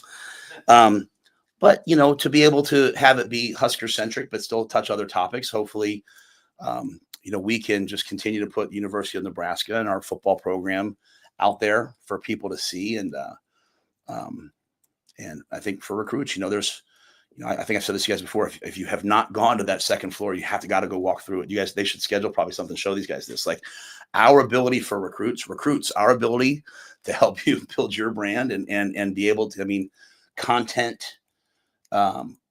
These things are really important to this generation of guys, and they're really good at it. And so we took all the old football offices, right? So where I used to sit is now, offices that, for Husker Vision. And so we just think it's, an opportunity for us to go out there and, do some stuff. I already do a bunch of media stuff anyway during the week. Sometimes people don't even see. So we just have to schedule out. We did a lot of stuff ahead of time. I have to schedule out probably an extra hour of the day now, one day a week to make sure we do this at a high level.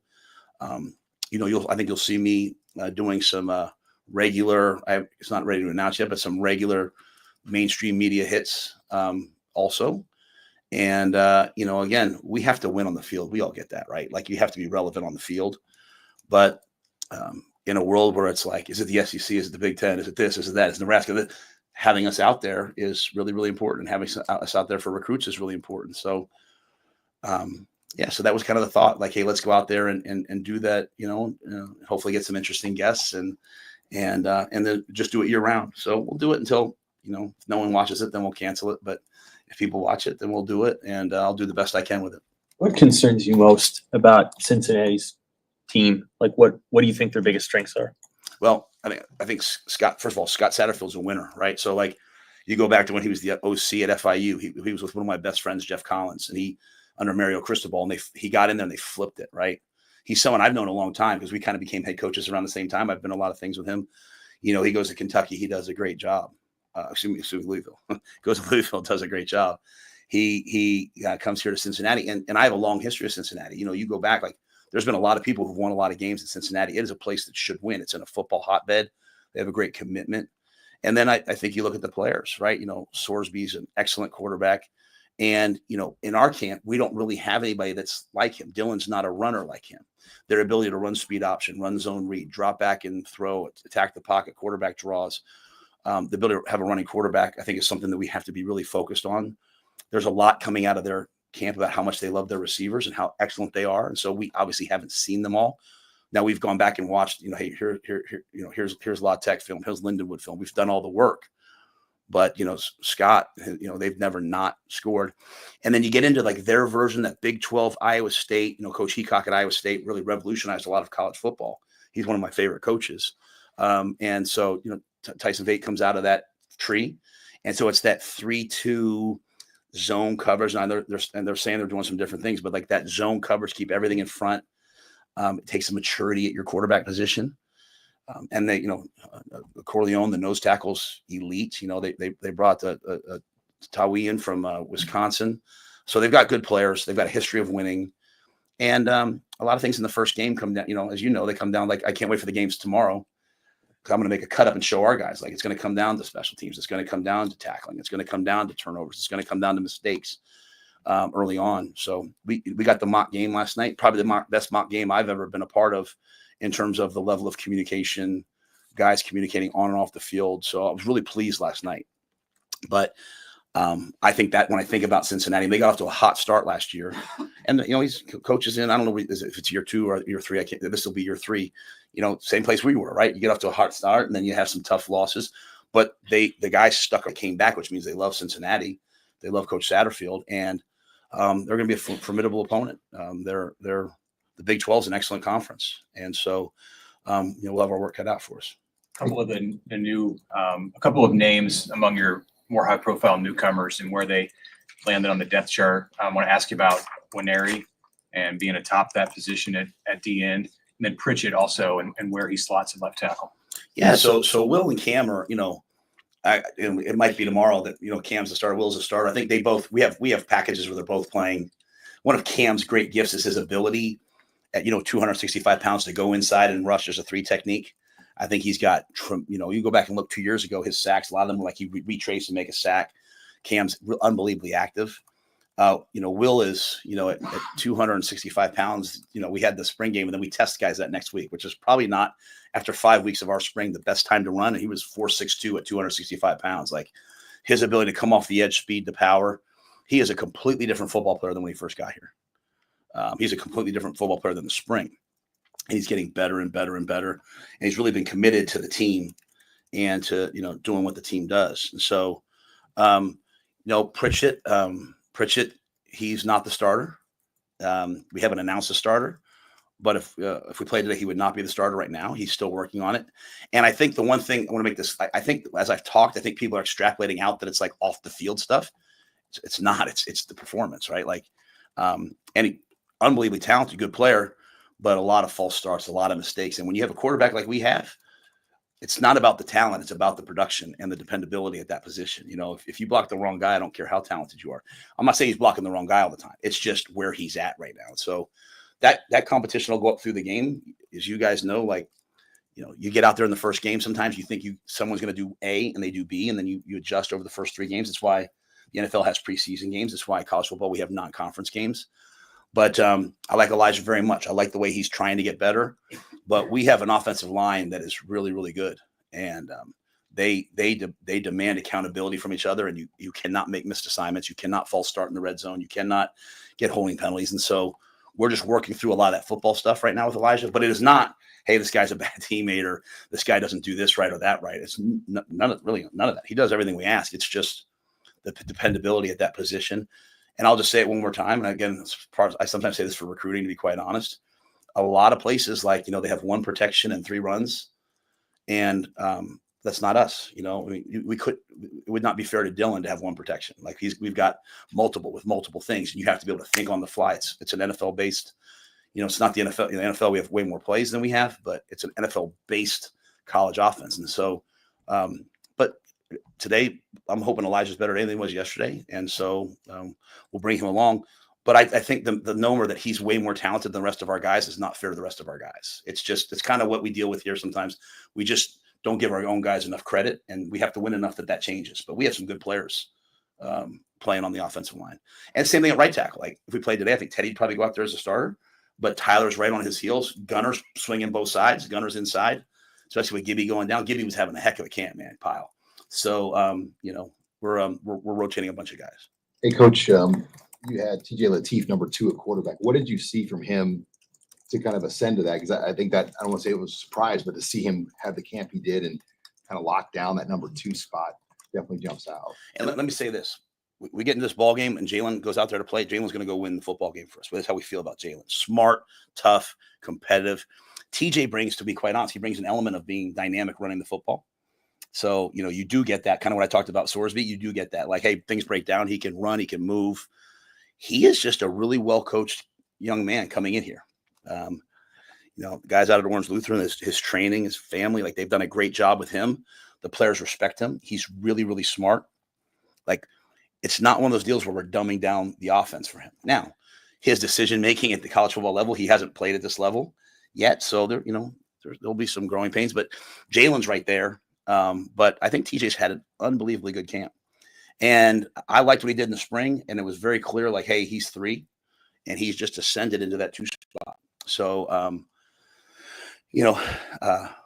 I think the sky's the limit for what TJ Lateef can do. He just wait for his opportunity, and I do like his preparation. The guys like him. I said to him the other day we were walking, if something happened and you had to go play, and you change your preparation, that means you're not preparing hard enough right now. And I feel very good about him that wouldn't happen. Like, he's preparing right now as if, hey, I got to be ready for my moment. So I'm excited about him.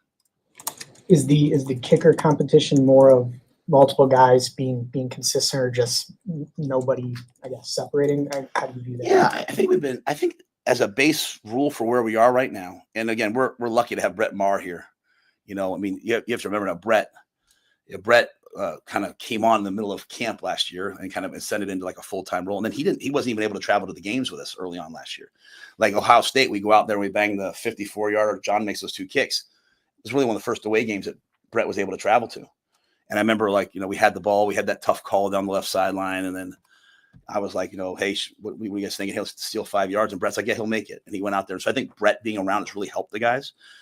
I think if we went out there today, you'd probably see Kyle go out there. I think we're going to continue that through next week. I've never heard what X said before until he started saying when he got here, the 33, 33, 34. So we're depending on Gallic. We're depending on Camden. Camden's an excellent holder. I mean, that's a thing that many people won't really notice. I wouldn't have noticed until Brett kept saying to me, like, hey, Matt, this guy's an excellent holder. X kept saying that to me. But I think all 3 guys have done a nice job. I think we're really consistent out to the 30-yard line. So, 48-yard field goal. Once we get outside there, we're still working through all that. We went out there last night. The wind was blowing, and we made big kicks last night, and both guys did. So Johnny Holt's still coming off that injury. Tristan's still coming off that injury, and so I think getting confidence in their legs too is an important piece of this. What have you seen from sort of the guys who are on the second line in the secondary? Rex Guthrie to be in the position he is, Caleb Benning. The depth you have going into the season there. Yeah, I'm gonna keep it very real. Rex Guthrie is a Big Ten starter at safety, and as soon as he decides he believes that, he's going to be excellent. It just has to play. And when he starts playing, he's a 4.4, 4.5 kid. He got into Princeton and Harvard. He's smart. He likes football. He's just young. He had a. Was it the first game of his senior year? The guys cover recruiting. Where he broke his leg in the first game of his senior year. So much so that I remember his coaches called and they're like, hey, we understand you guys are probably going to pull it. I'm like, no, I'm not going to pull it. Like, it's still okay to do things the old school way where you honor your word. And, but I say that to say, like, he's been like working his way back, right? Like, so like when you have your legs snapped like that, it's hard to go out there and throw your body in the piles. And I've seen that from him. So I'm really excited about Rex. I think at the corner positions, like I think Amari Sanders is a FBS starter, power, 4-star. He's a guy that started football late. So he's kind of coming into his own. Jeremiah Charles is probably the best athlete on the field when he's out there. I mean, the guy scored points in the Big Ten track meet, and he's bigger, stronger. Going back to UNMC, like, they went and did some studies on him and found they did some procedures so that he could eat a little bit more and sort of put it on some weight. And I love where Jeremiah is at. We've talked about Jameer Khan, Jameer backing up Malcolm. I think, he can go out there in the second series and take reps and no one would blink. We wouldn't say, oh, we better play this. He's a competitor. Caleb is an excellent football player. He's kind of like the old school, like, anybody know Chip Hilton? If I say Chip Hilton, does anybody know who Chip Hilton is? Claire B. Damn. Great. Yes, sir. So great old books about Chip Hilton and three sport athletes back in the 50s and 60s. My grandfather used to give me the books, but like that was Caleb. He's playing point guard on the basketball team. He's playing. He can play tailback. He can play what? There's sometimes we'll watch him like, man, he looks like a tailback out there. It looks like his dad out there. I never saw his dad play, but so I'm assuming he tells me he's good, so I'm assuming he was good. So that's a joke. But Caleb's really smart. I think the biggest thing with Caleb is, again, they're just young players, right? Like getting into the football shape to be able to run and hit all day and fly around, and then striking and making the plays. But Caleb got into the bowl game and he went out there and just competed. Down that last drive, like we got some guys hurt, and Caleb went out there and played well. Donovan Jones is a starter in my mind. It's just, where he is. And so we have some different packages. So I think you'll see Donovan play a ton. And when he plays at a high level. So I don't know if I'm forgetting anyone there. Is there anyone forgetting that you want me to talk about? So that line, the challenge we've had, and even the guys behind him is like, hey, you have really 4 to 5 seniors starting. Don't waste this year. Wait, I hope I get a turn. Like, get better for when your time comes, but we'll need them. And but I really like Rex. I really like Caleb. I really like those corners. Jameer, I've talked a lot about. So we feel very confident with them. They just have to play. One of the hard things about the secondary, in my opinion, is there has to be a time when you play corner and you're kind of coming up where you get torched. You get torched. And then you wake up the next day and you're like, I'm okay. All right. We had a kid, Tavion Young at Temple. We played UCF, Brett Perryman, first-round draft pick, torched him, ran post corner curl. And Tavon came back the next week and then went on and played 9 years in the NFL because he realized, hey, okay, I can play with confidence. And so that young group, I think that's what they have to do. But we have a great first team, and I think that they're going to play really well. We're significantly better, I think, in terms of the way we're playing, technique-wise, communication in the secondary than we were last year. And I just think it's just the familiarity of them all being kind of year 2 with John. I'm sure that every coach wants to be able to run the ball with just their backs and not necessarily have to use a quarterback in that. Do you feel like you have the kind of line and the kind of backs that can just go downhill even against a power conference team this early in the season? Yeah, I think when we have to run the football. I mean, I think a lot of it comes down to like what the defense is in, though, right? Like when you go back and look, like I think I heard a stat. I go back and rewatch last year's games. The TV copies a lot. I don't sleep great, so when I can't sleep, I put those on. We had a young lady that like went on vacation with us to babysit the girls. Someone, and she was like, "Why are you watching the Iowa game?" Like she couldn't. She was like, "That seems like a miserable way to spend your vacation." And I'm like, "Yeah, you don't watch the pass to shame yourself. You do it to learn, right?" So I watched that a lot, and I think in one of the games they said something like, "Hey, we were one of the most blitzed teams." And it was probably because of the lack of balance in terms of, hey, we were really running the football a ton and not throwing it, so you invited a lot of pressure. So I think the biggest difference for us though now, Sam, is like if you are going to bring a ton of pressure, like we have some runs we like versus that, but we're not going to run the ball into unknown boxes all the time. We can attack that in the passing game, and I think a lot of it's just purely just Dylan, right? Because what's the other way to do it? You go like this, clap, you look to the sideline. What's the call? Oh, it's 2. Well, that's kind of an antiquated way to play football now with the headsets and all that. So we have a quarterback that, he can see where we're in. Danny gives him a ton of freedom. We can get to the right play call. But in terms of just moving people, you never know till you get out there. And this will be as formidable a front seven as we're going to see. I mean, the Corleone kid is fantastic. I mean, that's like Dana was talking about. They played him at Houston, and like the first play of the game, he knocked the center back, put him on his back, and the kid didn't play the rest of the year. So I mean, this is a big time football player. The linebackers can run, they're physical, and the scheme is a really difficult scheme. It's a scheme that if you don't go against all the time can be really hard because the angles, when you play 3-2 and there's a guy behind, like you're zoning this way to go back to a guy this way. It's what we did at Baylor because it's the way to win in the Big 12 in my mind. So, but I do have a lot of confidence in our offensive line. Growing confidence. We have some really athletic tight ends who are really wideouts. They've got to get in there. They've got to block. You know what I mean? They've got to block these guys. And I think Emmett's had a breakthrough in camp, I believe. I think Emmett's taken a huge step in terms of just lining up and running the football. And I like the other backs. You talked in your conversation with John Gordon about self-improvement and that journey that you've been on this offseason. How much of that and in what ways is it meant for your players to see and to use as an example in their own lives? I think one of the ways to connect to this generation of young people is to talk a lot about your imperfections because they live in a world of perfect. And I said it earlier, it's from a book, Hidden Potential, that I've been reading by Adam Grant, but it's like, it talks about perfectionism. And there's like 3 things, it says not to be a perfectionist. And basically what it says is like, you don't study your mistakes to shame your past self. You do it to educate your future self. And so I think taking on that growth mindset, that, that white belt mentality, as they say, that there's all these different words of saying it, is really important. And so I think when our coaches all get up and speak, they quite often speak a lot about their failures in their past, because it's really the key for our guys is like, hey, every failure brings you closer to success. So for me, you know, I mean, I'm not savvy enough as a podcaster to be thinking like, hey, my player, you know what I mean? Like I'm honestly in that moment probably talking when I get up here, as you know, I'm sometimes speaking to the team sometimes, but I just think that's who and what we're going to be. We're still one of the youngest teams in the Big Ten. And so like our D-line is going to grow into who they are. Who you see next Thursday night better not be who they are in 2 months. And so there's going to be a lot of like, hey, I learned from this, I grow from this, I learn from this, I grow from this. For me, it's unique. Like I have Dana Holgerson on my staff and he's running the offense. Does he need me in there with him every day? Hey, I think we should know, you know. Now, do I still have to be the head coach and have an overall vision? Yes. But it's, you know, even like talking about practice schedules, even talking about like, hey, what to do this week. Having someone that brings truth to power and I really respect has helped me like rethink everything. Like, don't do this because it's what we've done. John Butler's smarter guys I've been around, right? So like talking with him. So I think it's all those things maybe. But every year, Mitch, I go into the team. I say, this is what I think we need to do better.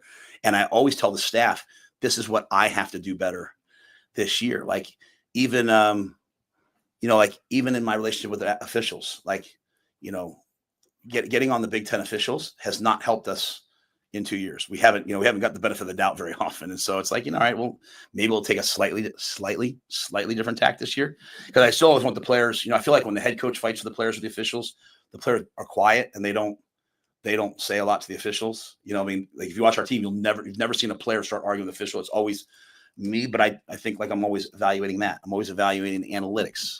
I'm always evaluating our decision making, right? Like it's always a conundrum.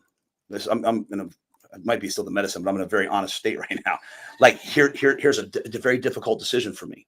I think Archie's going to be an unbelievable pooch punter. So you need to get 4th and 6 at your 48-yard line going in. And if you like your defense, right? 4th and 4, and the analytics say, hey, it's your call. Do you pooch them down there? Because you say, hey, I have this unbelievable punter. And when you have the ball inside the 10, usually the defense scores before the offense.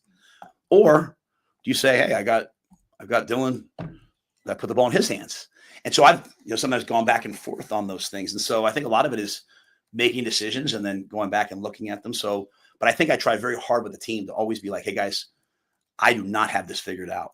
You know, I do not have it figured out. And I think that my willingness to do that in my 13th year of this is probably the one thing that connects me to the guys more than anything else. Cause I wouldn't have done that at Temple. I'd have been like, shut up, I got it figured out. Even though deep down inside, I was crying on the inside. So You shift that perspective. Like I just think it's growth. I think we all just kind of grow, right? Like, I think when I came back to college football, I recognized as I was watching the young men, especially post-COVID, like coming into the NFL, I saw a lot of guys that were like, I just thought were like mired in like fear of failure and doubt. I think that, you know, you read Pete Carroll's book, Win Forever. So he talks about everything he does, preparation, competition is all to help us go play the way we're capable of and not be beholden to, you know, fear, doubt, fear of failure, fear of what people say.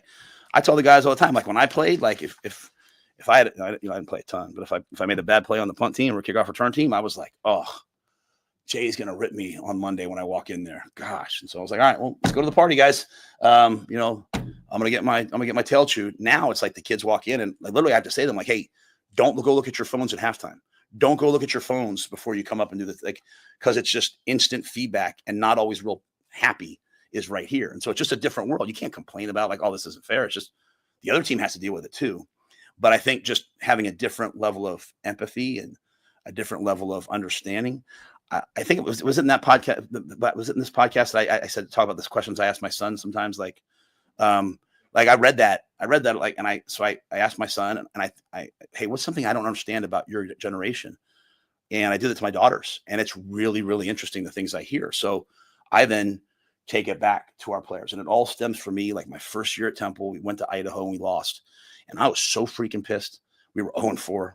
0-3, but our guys were walking in. I remember Sharif Finch, he played a long time in the NFL. He was like walking in and he was kind of like this. And I was like, you know, we're not sheep, we're lions. You know, I'm getting ready to give this, like, get your heads up.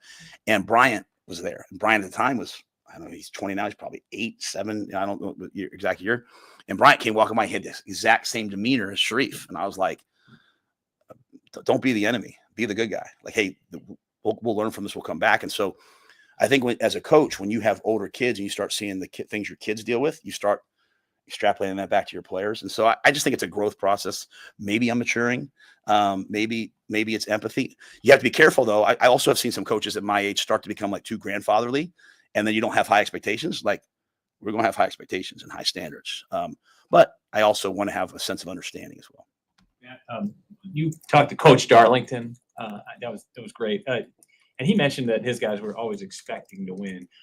Where are your guys at in that? Or do you not know until Thursday? Where are you at with that mindset with the team? Yeah.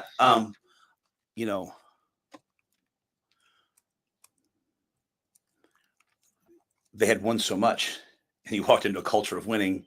That's like the difference between like winning programs and losing programs, once you get the talent close and all that, a lot of times is that mentality, right?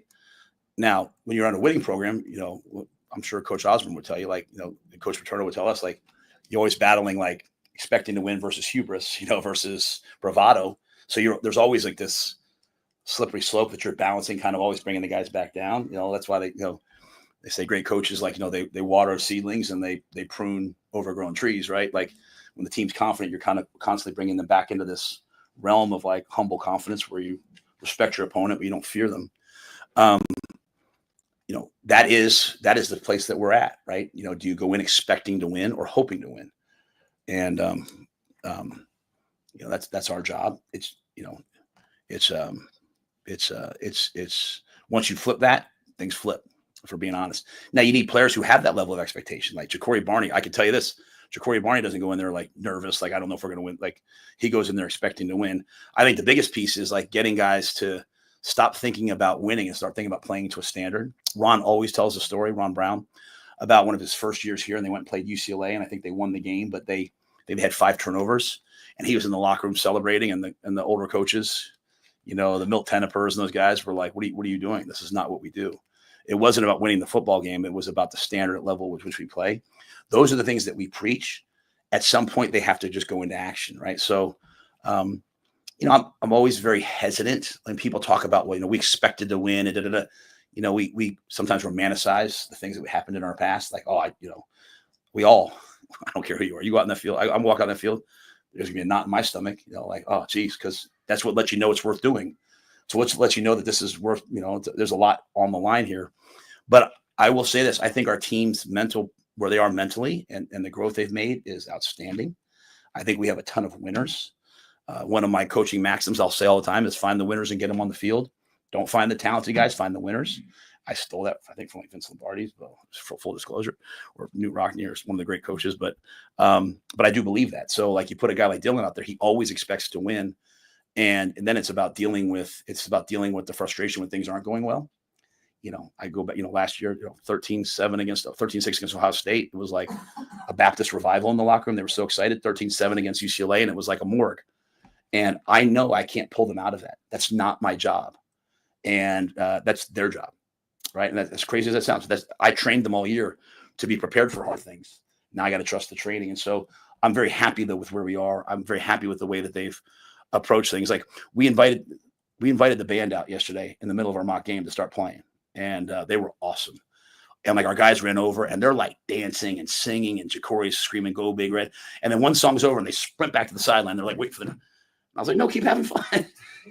So like, their minds are right. It's just like I get in the games, you got to live with the highs and lows. And, who are we going to be when we're down 17 in the fourth quarter? The great teams, they have a smile on their face and they say, let's go win the ball game. And that's where we're working towards. Gibson Powell's injury, but what have you seen from Grant Bricks and him maybe backing up Rocco right now at right guard? Yeah, Grant's grinding. He's working, he's developing. He's an amazing character, in terms of his integrity. He got hurt at the end of spring and had to have a little summer procedure on his knee. So, that not limited him, but like he had to overcome that. But yeah, he's in the 2 deep and he can play tackle. He can play guard. He's big. He's powerful. He's strong. He is another example of exactly what I just said. Just got to get in some ball games, play, and have some confidence because he's got all the tools and all the character to go do it. I'd say the same thing for like Preston Tamula. Like they both have the talent to do it. They just got to go out and play. Actually, I think in the 2 years you've been here, you haven't faced a lot of running quarterbacks. Not that Swordsby can't throw, he can't. But you have to refresh your defense on like the keys when it comes to guys that could pull it 15 times if they want to. Yeah, that's a great question. I think there's two components to that. Number one, it's the pocket discipline. Like you go back to UCLA last year, like we bring a blitz, we come free, we miss the tackle, and the quarterback from UCLA runs for like 60 yards, right? So those are things we talk about all the time. And I think Dylan's commitment to running, and I talked a little bit about TJ, they see a lot of that. But, when you're playing man or you're playing like a match quarters, everyone's back on defense is facing the receivers. They're not looking at the quarterback. So if he gets out the offense, that's the D line. So we're always working on what we call level rush, getting to level the quarterback, coming back underneath, red zone, keeping the quarterback in the pocket. So I'd be very disappointed if we don't do that. In college football, what you see very different than the NFL. Some Terry's had to learn is a lot of quarterbacks drop back and then they roll to their right real quick so they can see the field. So we talk a lot about that. It's the other part. It's the speed options, like who has the quarterback, who has the pitch. It's the zone reads, like, hey, we have movement. Who do you have? Those are the things that like they're not seeing a lot from us in practice. And then you get to weeks like this, you have to really be prepared for it. And I think as you look ahead to us, and I'm not looking ahead, but like to your point, there's not like you're sitting here facing 4 or 5 Big 12 spread option teams. So it's not, it's just, hey, this is a Cincinnati thing. And it's a credit to Sorsby because like he can RPO you, he can drop back and throw it, he can drop back and run, and then he can do the design run game. So you're seeing the total picture from him. Hey, Coach, the travel route, how do you go about it for this game? Are there limits? How many guys do you take down Wednesday, and then can you bring the rest of the guys down on Thursday? I think it's important for our team. I think one of the things sometimes we do is like we try to make, we make mistake we can make is try to make everyone feel good. And I do think they have to have a sense of like, hey, here's where I am. Like you need to know like, hey, I'm not on the travel roster or I am, so that you can fight your way back. You can know exactly where you stand. Coaches tell players exactly how they feel about them on game day. How much you play is what he thinks, right? So I wanted us to be unbelievably honest. So what 74 is the Big Ten limit. We'll probably get to like 80, especially with some injuries. And then on game day, we're going to bring down the rest of the team. Now, there's a couple guys like we've been trying to figure out, like Bly Hill, Gage Stanger. These guys are on crutches, and I know they want to come, but those guys will come down on the day of the game. Every guy on our team has worked really hard. I'd like them all to be there and have this experience. But we will take down like between 74 and 80 as part of the travel roster. I want this to be this is a business trip. Right? This is a big time, preseason football game. So we got to play at a high level. With the offensive line, a couple of the guys throughout the camp have come in here and talked about their goals to win the Joe Moore Award and all that. How have you sort of seen them approach a chance to maybe announce themselves right out of the gate against a Big 12 defensive line? Yeah. I want them to have high goals. If you're on an offensive line, you don't win the Joe Moore Award. If you're a punt returner, you don't want to win the Blitnikoff. If you don't want to, not the Blitnikoff, if you don't want to win the Jet Award, if you don't want to, if you're a receiver, you don't want to win the Blitnikoff, then like, what are you doing, right? You're supposed to have high expectations. To me, it's really about the execution. Ideas are easy. Execution's everything. I get very nervous, from being honest, when they players start talking about like announcing themselves, and that's very much a thing nowadays. It's like, just play well. I want to win the game, but it's not about the score. It's like when I get on that, we're busting down and we're flying back. When I get on that plane and I take the iPad out and I watch the tape, I want to see what I see in practice. You know what I'm saying? I want to see the same technique. I want to see the same attention to detail. I don't want to see guys doing new things. I don't want to see guys coming out wearing a special shirt, a special streamer. It's game day. I got to do it. No, that's exactly what's wrong. Like the first play is as important as the 50th play. Tuesday practice is as important as the plays on the game because when you start doing other things, but I think we have to play well. It's at the end of the day, like we think we're a good team, so we have to play like a good team. Like, what I'm saying? Like that's like my message to the guys. Like, I think we're pretty damn good, so go play good. You're playing an excellent team. Cincinnati's a Power 4 bowl caliber team. Go play well and compete against them, and then you make your biggest jump from week 1 to week 2. But otherwise it's just all hollow words. You know what I'm saying? Like, hey, we think we're going to be good here, and if we're not good there, but there's a dose of reality that we'll all figure out. Like, hey, we thought we were going to be better at this, better at that, and we'll come back in after this game. That's why I love it being on a Thursday, to be quite honest. And you just start to dissect, hey, where are we moving forward? But really, I've encouraged the guys, like we have 12 one-week missions to attack each mission, attack each game. and not think about the games before, the games after, not think about my personal brand, how I look. Like that stuff's all fine the rest of the day, but out in the field, like let's attack it. But I think the one thing I will say for our offensive line is we're having a chance to go against a difficult front and really talented players up front, big, powerful men. And so we're a lighter defensive front. We're a movement explosive front. We'll be facing 350-pound guys. And so this will be a challenge that we haven't seen, and it'll be good for us as you look ahead to some of the teams that we'll face in the Big Ten as well. You know, like you mentioned Peacock. You're good. Oh, you want me to? No, I was just saying. He said last one. I was like, I got nothing to do. You had mentioned Peacock, and obviously there's defensive coordinators that have really good systems, and they're it's just what they do. It feels like Butler is more on the other end of the spectrum, where he could kind of do anything, and maybe you appreciate his ability to be versatile and maybe even exotic in some of his play calls. What have you seen from him? Not necessarily specific play calls, but what have you seen from him in the last 9 months that excites you for what may come? Yeah, I probably still told this story before, but this was a really hard decision for me because I wanted to make the right decision, right? And I was so blessed to have Phil with me for so many years. And then when Phil didn't want to come be the D coordinator here, he wanted to like kind of semi-retire, which we saw how that went. But then I hired Tony, and I thought Tony did a great job.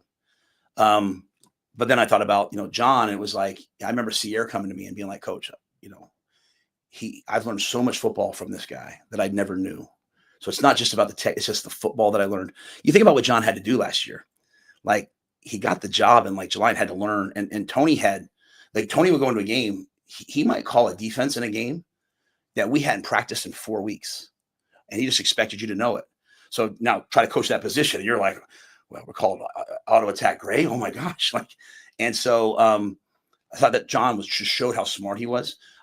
John grew up he's a quarters based guy. That's what they did in Buffalo.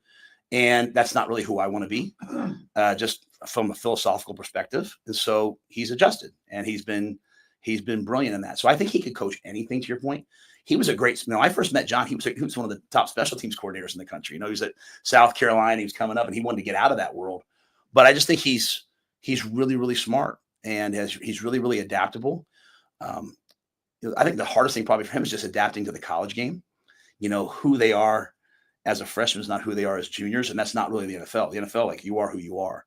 And so he's just adapting to that. And I think he's done a great job of that.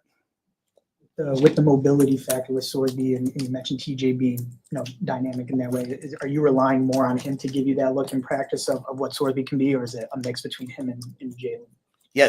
So when we go up, we do like trade, which is like 1s versus 2s. We do 1s versus 3s. So like all those guys get reps. So TJ gets reps. Marcos has had a really good camp. Marcos has excelled. He's made growth as a quarterback. If we get to Marcos in a game, he's going to play well. So Marcos gets reps. Jalen gets reps, and Jalen played safety. He can run too. So all those guys, I think, have done a nice job. We try to break the practice up. So like, hey, we need more balls thrown in this period. Let's make it more of a 7-on-7 period. Hey, we need to work on caging the quarterback. Let's make it a live period. We'll thud the quarterbacks this week. We'll have them in blue jerseys, and we're hitting the quarterbacks. Not Dylan, but like TJ and those guys, they won't get tackled, but they'll get hit, because I think that is a hard skill to translate from preseason, right? Like you're in preseason and you beat somebody clean on the O-line, and you literally like take 2 steps and veer to the left because you don't want to get yelled at by Coach Braden, and all of a sudden now you got to go in there, you got to hit a quarterback that ducks or whatever. So I think that's always something to keep an eye on, I think, in the first couple games. But we'll use all those quarterbacks to get that done. And Luke Longville's a really good athlete too. Luke does a nice job for us over there. Can you speak to the offseason? I mean, this is a big moment for everybody, and reflect on the extra practices for the bowl games, guys working out on their own, team meetings. I mean, it's just a grueling process, and now we're here. Well, yeah, I think the bowl game was, I'm hoping that the questions I'm getting at the end of this year, next year, are like, hey, what was the turning point? And I'm hoping that we've turned, right? If it's like, hey, what do we need to do moving forward? I'll be like, dang, I haven't gotten it done. So I'm hoping we say, hey, what was the turning point? And I really believe it was post-portal, the guys going to New York City. As uncomfortable as even that was in terms of like, hey, if we would have gone to a bowl game in Florida or somewhere else where like maybe like the fans would have been everywhere and the families would have been easier for, like, a lot of the families, like they were staying like an hour away and coming into the city. So it kind of turned into like a sequestered, like it's just kind of us, an hour bus ride to Fordham, we were reflecting on it yesterday. Going to the 9/11 memorial. I've never been more proud of a team because, I remember Ty Robinson. I think he was the only guy alive when 9/11 happened, and that was a very special moment for me. There were people that I knew that had passed away. People that there was a Father Michael Judge who was like really important to Julie and her family when her sister died on TW 800, and like seeing his name was like emotional. So like that was an emotional moment for people like me, and seeing the solemn nature and the respect our players had there and the community. I was like, I like this team. I've said it a couple of times. I didn't always like the team last year. I loved them, but I didn't always like them. It wasn't always a fun day walking in the building. And I loved the team. Susan will remember her telling me, like, being on the sidelines at the bowl game right before they came back. So it was kind of in a moment where we kind of had the game in control. And I remember her saying, Ty and Nash being like, this is so much fun because everyone's here wants to be here. And so I think that was the turning point, like going up and practicing, on Joe Moglia Field at Fordham and being in the snow. And so I think that was the turning point. Phil he does a speech to the guys. It's like, in a football game, I forget the time. It's like 6 minutes a game that you play, and it's like on defense. And he calculated the off season, and it's at least 540 hours of practice and meetings that you put in to be able to go do like 6 minutes of football. And it's just, like a game and like throughout the year. So there's a lot of investment. What I'm excited about is they've done it. They've worked hard. They've worked really hard this training camp. There's a lot of things that we talked about, belief and confidence, that are the next phase. But even yesterday, there was an issue with a player, and they're like, he was late for the players only meeting. And I was like, what was the player? It wasn't like they came to, like, used to be, most times they're like, hey, Coach Rhule, can we have a players only meeting? Dylan just called, hey, we're having a players only meeting. And so what does that mean? It means that there's an investment, there's a caring factor. When I say it's hard to play here, that's hard, the expectations that we have, I say that in a very proud way. I want the guys to feel pride about what we do. And then when, they talk to Ty or whoever, and they come back and they say, we're more prepared than the other guys, I want them to feel that. Now we just have to go and have that pride show up on game day and by playing well. Anyone else? All right. Thank you guys for everything during preseason. Holy crap. All right. That's Matt Rhule's press conference, which lasted over 45 minutes. Should have seen that one coming, especially considering he was on drugs. He had nothing to do today. He had a procedure this morning, and he's talking. There was some stuff in there. We'll get to it. But we do have to pay the bills at some point. So we're going to do that. We'll step aside. Back after this on 1620 The Zone. Your Omaha area forecast presented by Funplex Water Park and Rides from the KETV Newswatch 7 Weather Center on 1620 The Zone.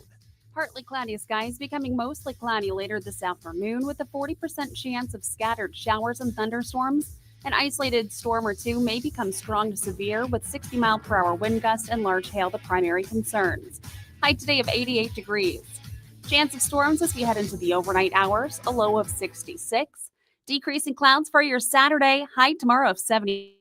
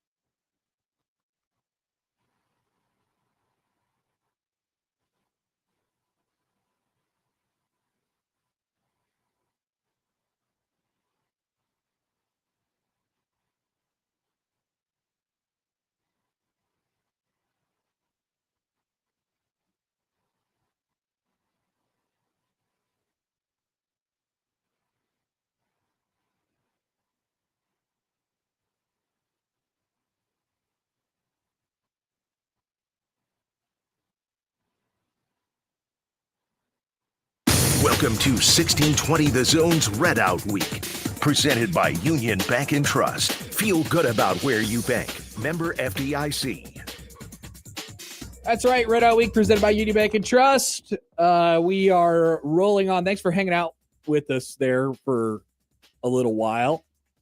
Yes, it was a long press conference, maybe his longest. So many nuggets, though. Yeah, I mean it's good. It's all good stuff, and that's the preseason. You know, that would be the one that typically would take place this coming Monday. The pre-game press conference talked a lot about Cincinnati and sort of the things that they're going to have to be prepared for in that game, and then we strayed off in a variety of other different directions, which is good. So I think we're caught up and we're back. Noon hour of the Connor Happer Show here on 1620 The Zone and on 1620thezone.com. Connor Happer, Josh Hodson with you. And now we're rolling. Rock and roll. Matt Rhule had a minor ear procedure done this morning to address some pressure issues. So he noted that he may have been coming off of the medication and things like that. Is the pressure building on Matt Rhule? Literally. Yeah, that's the thumbnail. Pressure? Question mark. He yet again talked about grass. He loves grass. Loves talking about the grass. Best grass in the NFL. If they can Was have that the grass quote? down there, then we could have grass up here, and we can make the grass, just like their grass. So we get grass. The grass always looks so good in November and December. Oh wait. Couple injuries. Gibson Pyle out for the year with a knee surgery, not an ACL, but a knee injury. Gibby, as they called him, apparently had a great camp, but then had to get surgery, so he's out for the year. Couple guys in concussion protocol, some short-term stuff. Vincent Shavers dealing with a lingering hamstring, so we'll see if that limits him in the game next Thursday. And then he commented on a lot of the depth chart stuff that we noticed. I think it's an important note on Pritchett as the conversation has grown about him over the last couple of weeks. What exactly is going on there? The transfer tackle from Alabama, and he notes, and I think this conversation can, stray off into different directions. But it's just on the field stuff. It's just getting caught up. Too many false start procedural things. And from his standpoint, from Rhule's standpoint, luckily enough, they have some guys who they feel like would be comfortable, they'd be comfortable putting out there at this point while he gets his stuff together sort of on the field. He mentioned Gatula has been sort of flipping over, but feels like, from going off of what Rhule said, if they played today, and they basically do, I mean, there's only a couple days left to practice to kind of figure this out.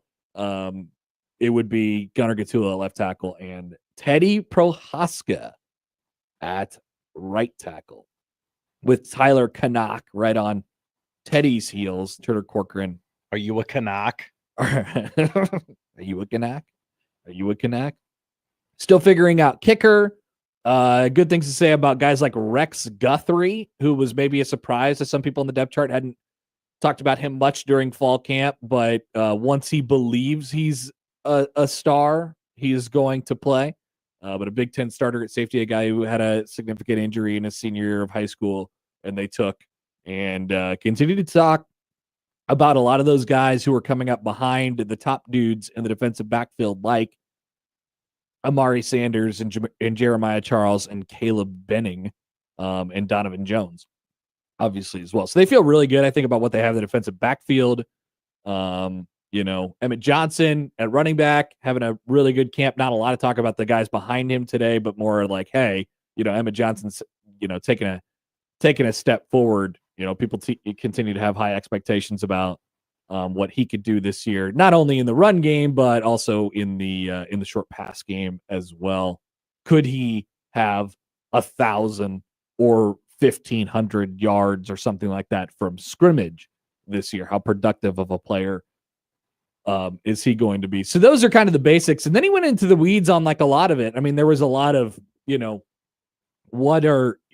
we got a text during when he was talking about, I'm constantly thinking about what to do and 4th and 4, 4th and 6. Do we go? Do we not go? And all of it is situationally dependent. So it's one of those things that it's a little bit difficult to talk about sort of before the season starts. But I talked about this, several weeks ago. Like, they feel like they have more options and more ability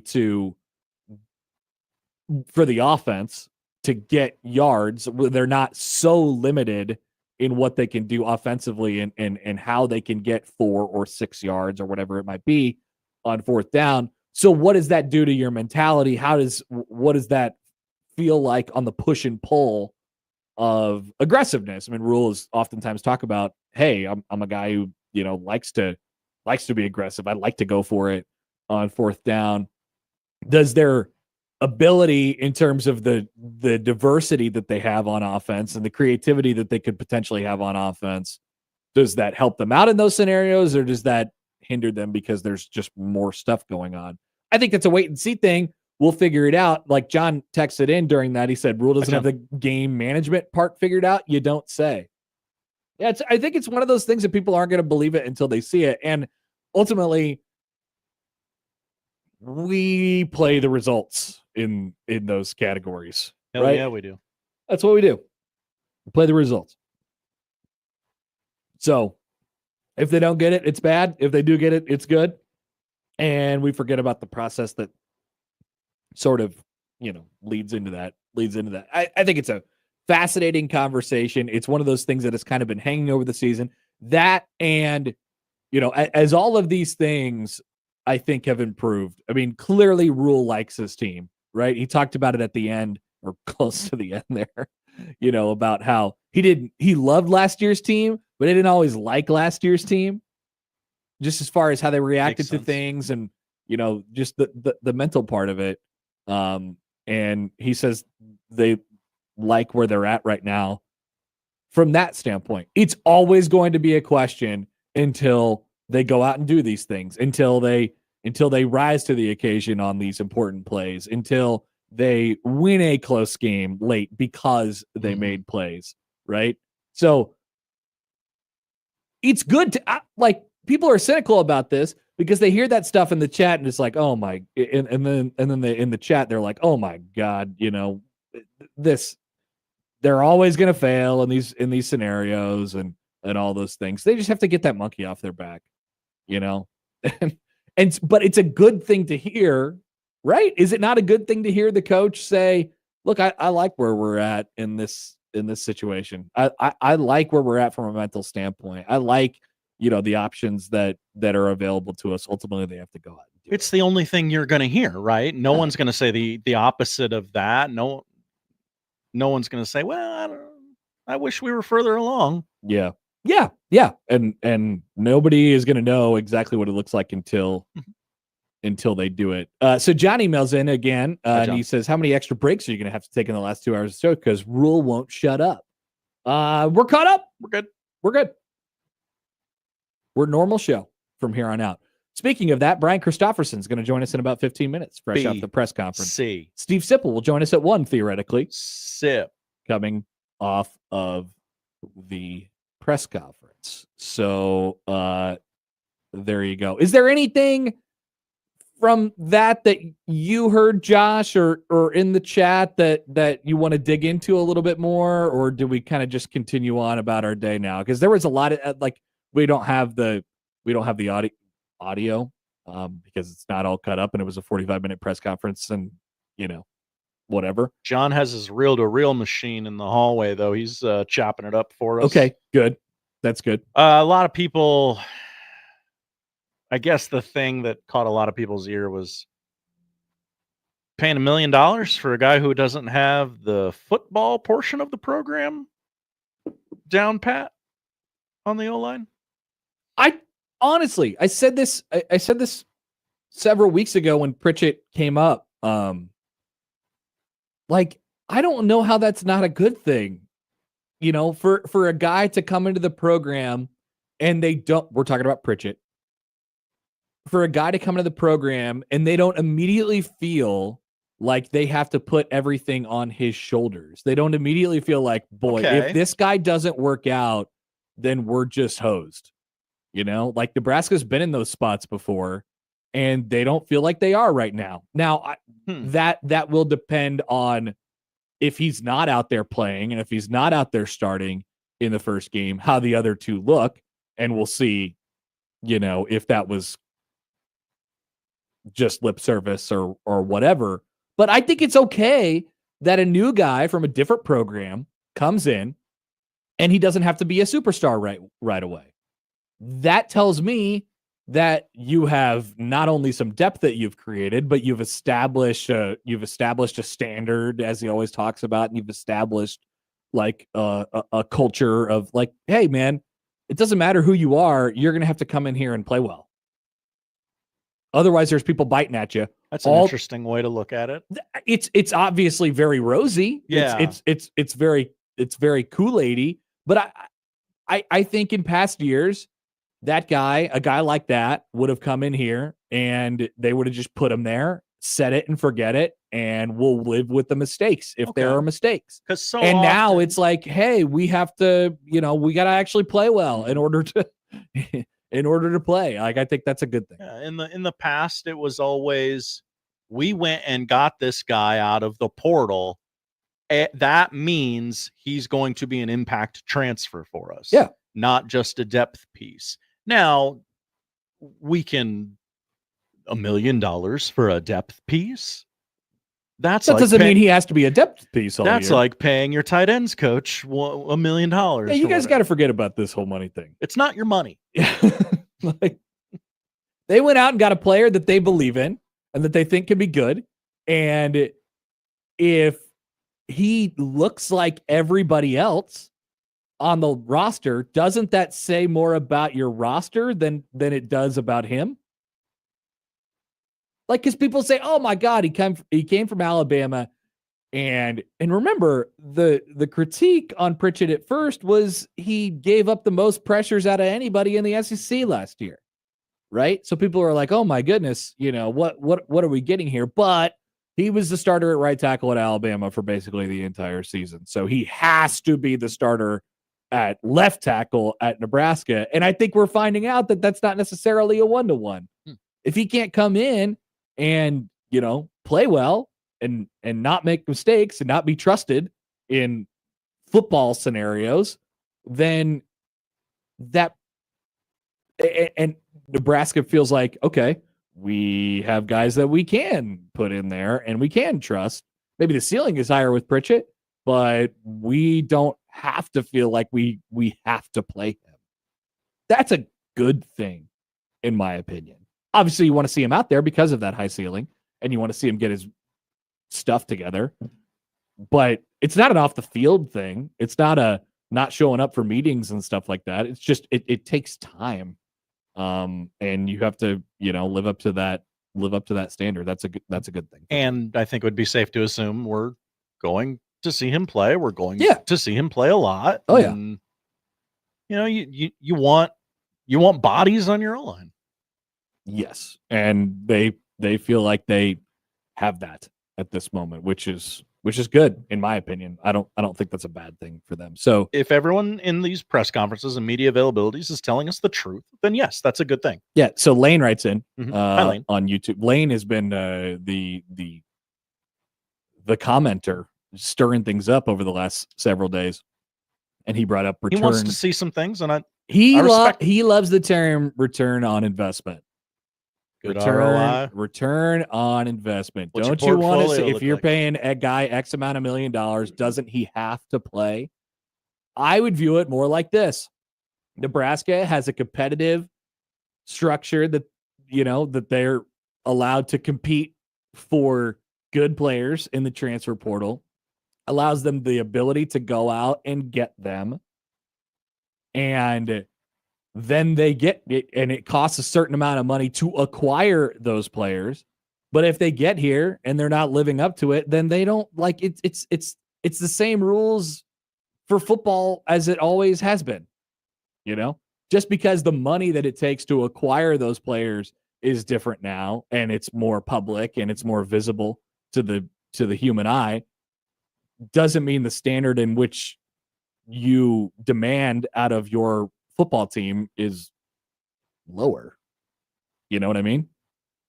I follow. That's where I'm at. That's the tack that I would take with with it. So we get an email here from John. Why pay $1 million for a tackle that can't block when you already have a tackle that can't block on the roster? Because you're paying for the ceiling, right? And you need bodies as well. That's what Nebraska needed in the offseason. They needed bodies, and you're paying for the ceiling, and hopefully you get to the point where you put that guy out of the field and he's able to reach that ceiling because he understands where to be, what to do, and he doesn't hurt you as a team. You're going to hit on some guys that you aren't paying $1 million. And I think it's really, really, really premature to be like, this guy just wasn't a hit. You just blew it. So like Lane brought up, Jeff Sims and Micah Mazuka and Isaiah Nair. Like, look, man, it's not a bad thing that Nebraska has the ability to go out and acquire those players and get those players. It's not a bad thing. It's a good thing. And I would say in each of those guys' cases, not probably Mazuka so much, but maybe like Nair, like they were, and Sims for sure, they were really dependent on those guys. Nair had to be good. Jeff, he had to play because of what they didn't have behind him. Jeff Sims had to play. He had to be good because of what they didn't have behind him. And they had to put them into games and live with some mistakes. So it's not a good thing when they don't feel like they have to put this guy, Pritchett, into the game because of what they have behind him. Like, how could that be a bad thing? Platcat putting it in terms we can understand. Thank you. Connor, would you rather have a backup tackle or 100,000 sandwiches?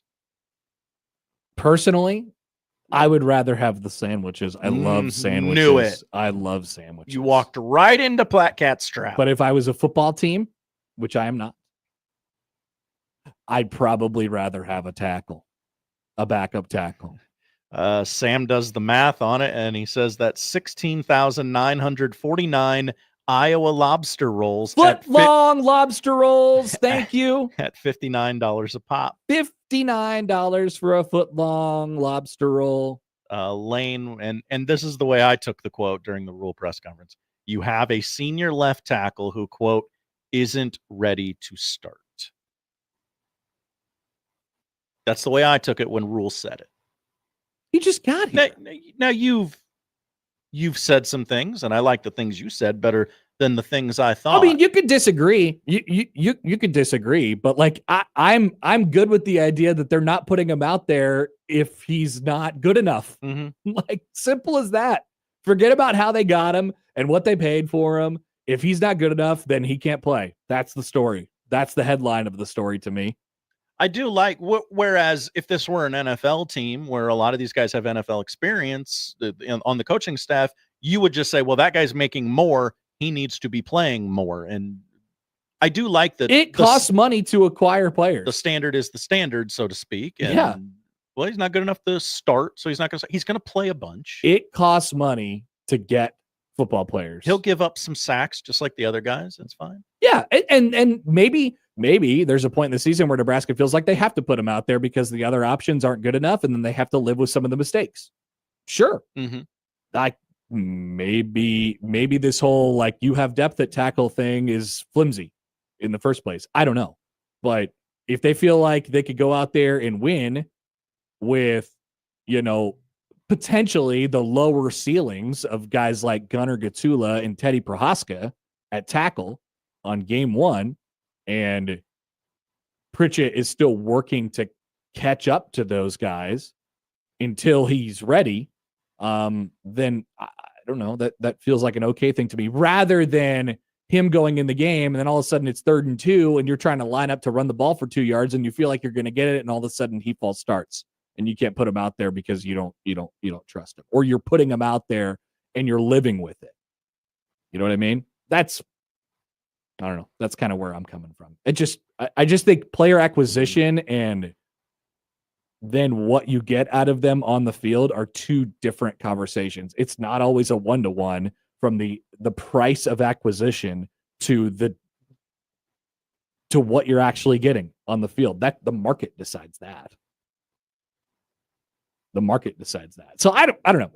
I'm not getting caught up on how much anyone's getting paid. People will bring it up though. Like this is the world of college football that we live in. Hey, look, Dylan Raiola threw an interception. He makes $3 million. What's up with that? I'm like, quarterbacks throw interceptions sometimes.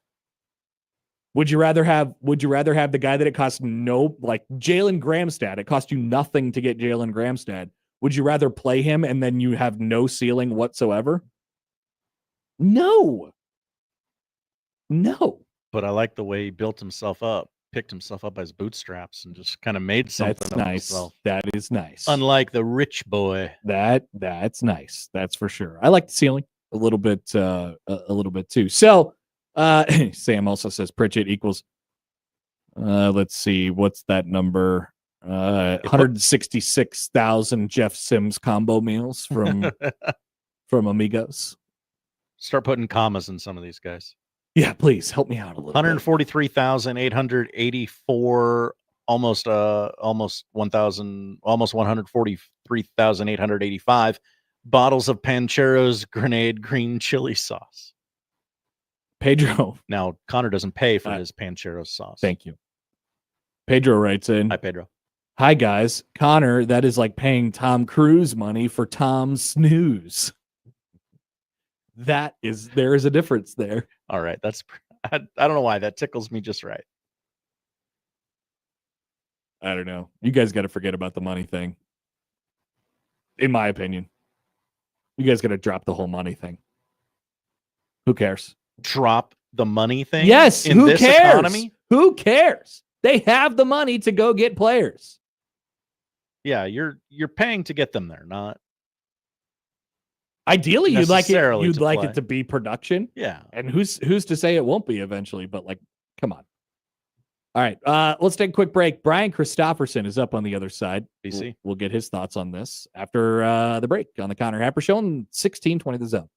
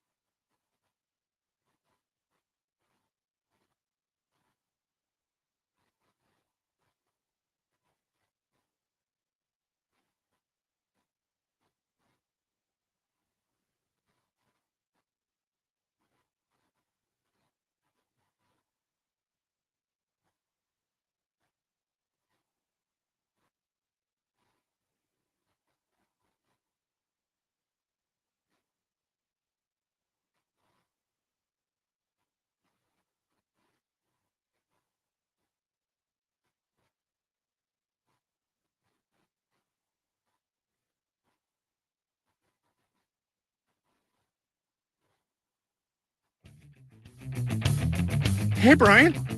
Brian Christopherson. I gotta take this. It's Hap. B. Rooney drove my Chevy to the levee, but the levee was dry. Brian Christopherson, Husker 24/7 on the Connor Happer Show on 1620 The Zone. There's a certain rhythm to how we do things, especially in the summer, and then the fall comes around and everything gets thrown off. So it's not 11:30, it's 12:30. It's still Friday. I don't know what day it is, but it is apparently Friday. I'm being told in my ear right now. That's what the producers and the writers are telling me. And Brian Christopherson is apparently joining us now. Okay, we have him on the Prairie Flower Casino Zone hotline. BC, hello. How are you?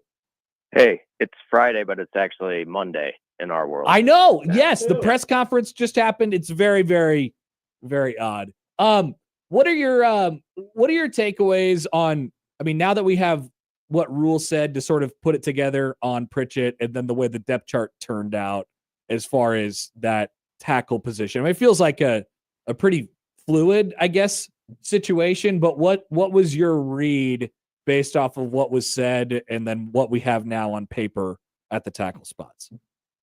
Yeah, I would say it's fluid, and I would just say, with Elijah, it's the on-field stuff. It's just, not having false starts, not having some of those sort of missed assignments pop up that maybe some veteran guys who have been in Donovan Raiola's system are doing a little bit better at this moment, but it's ongoing, that competition. There were 2 oars there with Gunnar, Turner, and Elijah, but obviously a week out from the game, it seems to point to Gunnar Gatula there at left tackle and Teddy Prohaska at right, which is interesting because I do think there were probably assumptions for most of the offseason and even into August that probably Pritchett somehow, some way would be the guy there. And it doesn't look like that's how it's going to be to start, at least. Is that okay? I mean, because I spent the last 15 or 20 minutes arguing with people, and they're like, well, you don't pay him whatever you had to pay him to come here and not be the starter on day one. And I feel like those are, I don't know. How do you feel about that conversation? Knowing that there's probably still a point during the year where he'll probably slot in to be your starting tackle at one of the spots. Yeah, I mean, you play the best guy no matter what, no matter who's getting paid what. You can't go off of that. And I think Rhule made a good point in there about people got to respect, especially on the O-line. There's been guys working in that system for a while. There's good players there. I mean, Gunnar Gatula last year came in at one of the hardest positions in sports, where he was basically at the beginning of last August, like third team, and he's starting 9 games or whatever it was. And we weren't spending every week talking about like how they had to pick up the slack for the young left tackle or any stuff like that. I'm not saying he was perfect by any means, but as far as like a redshirt freshman a season ago, he held up very well. So the idea that he couldn't come back, he did miss the spring, but that he couldn't come back knowing sort of what Donovan Raiola expects, and a guy like Turner Corcoran, who's been in this program for 5 years, when he was healthy, wouldn't have a say in it,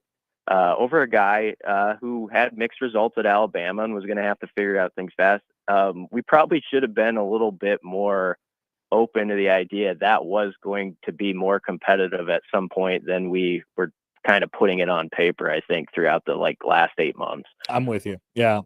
Defensively, I think the quote was on the defensive front, an explosive movement front, and then you pair that along with what we saw on the depth chart. There's some oars there. Yes. But it just feels like there's just some flexibility on the defensive side in terms of the personnel that you're going to put out there. Did it turn out how you thought it was sort of going to turn out? Not only on the defensive front, but just defensively in general? Yeah, for the most part, though, I have to say they did a good job, I think, inside the walls. I wouldn't say protecting, but keeping Williams Winnari from just being a big off-season story like in the spring in the camp. It wasn't like we were talking about him all the time as a guy who was, the number 6 overall recruit 2 classes ago, actually 1 spot ahead of Raiola in the 24/7 sports rankings. You didn't hear about him, frankly, a ton you knew he was doing okay and making progress, but it shows how much they've seen him grow just in these last 8 months. And even since the spring, that he's at least got an or next to his name with Lenhart and is actually listed above him if you get into that stuff on the sheet. I think they'll play both of them in just different spots. So I wouldn't read too much into who's like listed first, but you're talking about a guy who ran a 40 in 4.62 seconds post spring at 265 pounds. We know he's a freak athlete. And if he kind of starts to harness that here and can grow week to week, obviously he's got a lot of special possibilities. It's just a matter of that constant growth from game to game. And now he gets a chance to play his first full college game where he actually puts a bunch of reps on tape, and I'm sure he's going to take his lumps, but you got to learn from that. And he'll probably make a few plays too. That's the hope, at least. So Winery, Lenhart, and then Petschok, Cade Petschok, who's had a nice run here in camp as a true freshman, seems like a candidate to go through those 4 games. Then you have Judy, Van Poppel, and then on the other spot, Keona Davis, Jalen George, as well. Like all those guys, regardless of who's 1 and who's 2 and who's an or who's not, I mean, all those guys are playing on the defensive front, right?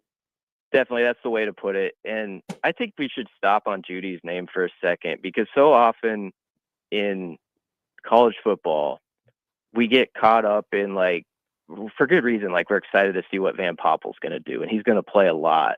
But sometimes people kind of move off of a player if he didn't do quite what was expected, like his first or second year.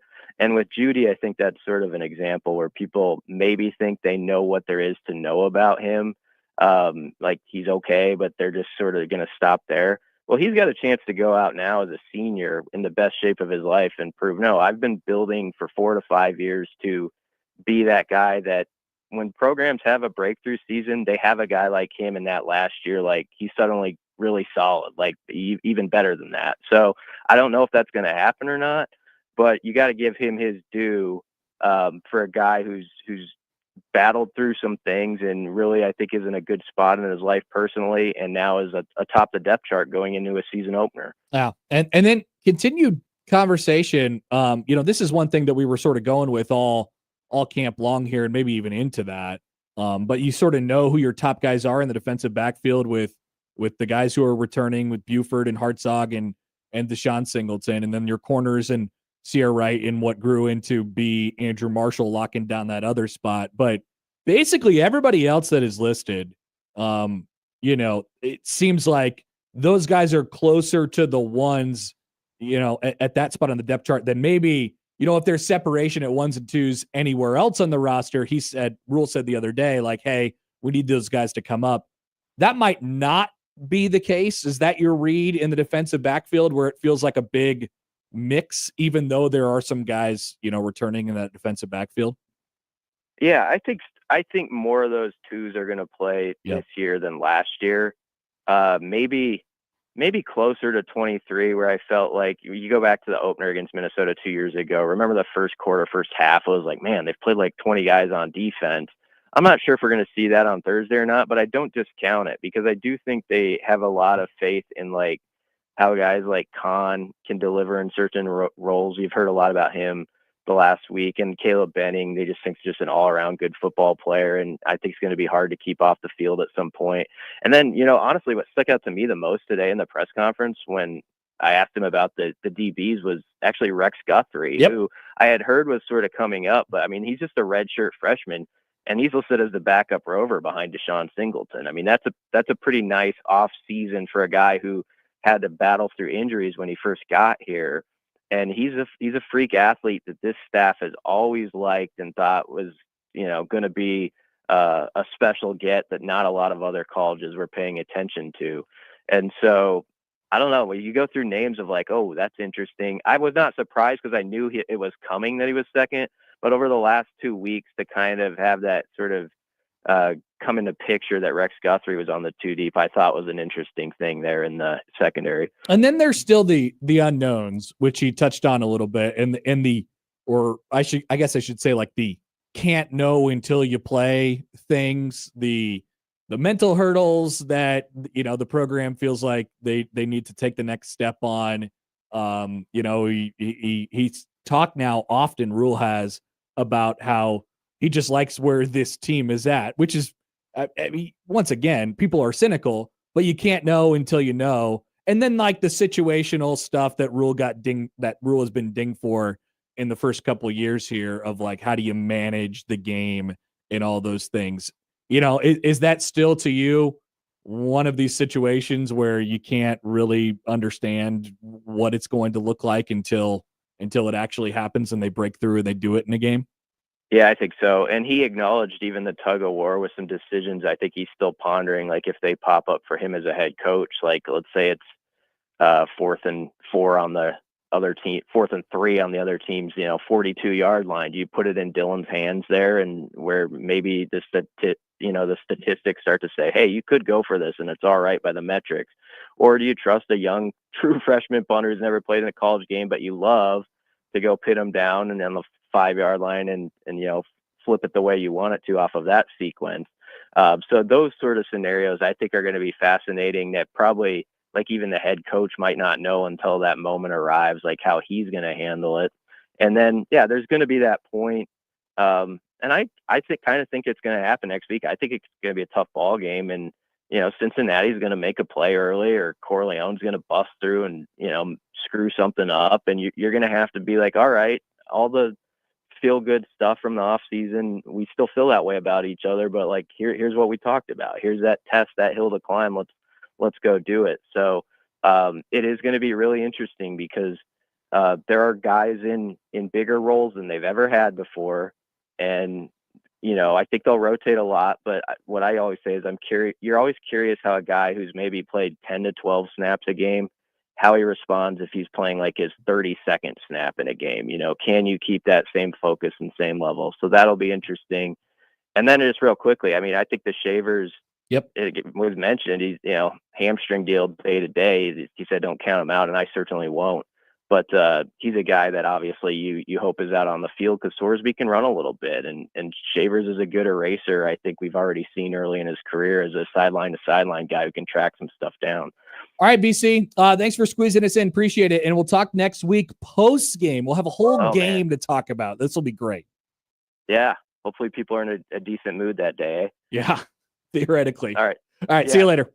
Yep. See ya. Brian Christopherson, Husker 247. You could check out, I'm sure we'll have some thoughts going up shortly from the press conference. Schaefer's got some thoughts on the depth chart, which are already up there on 24/7. So good stuff. And yes, the next time we talk to our Friday guests, we will be back here doing the show on Friday. Should travel go fine, but it's just a drive.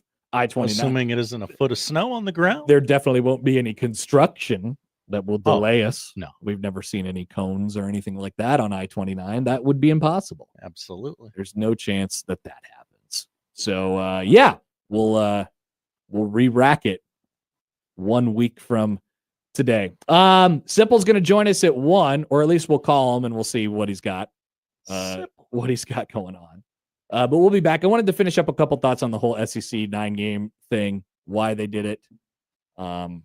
Is it all right if we just blow through the odd news today? We could do the odd news. I know people crave the odd news. Let me look.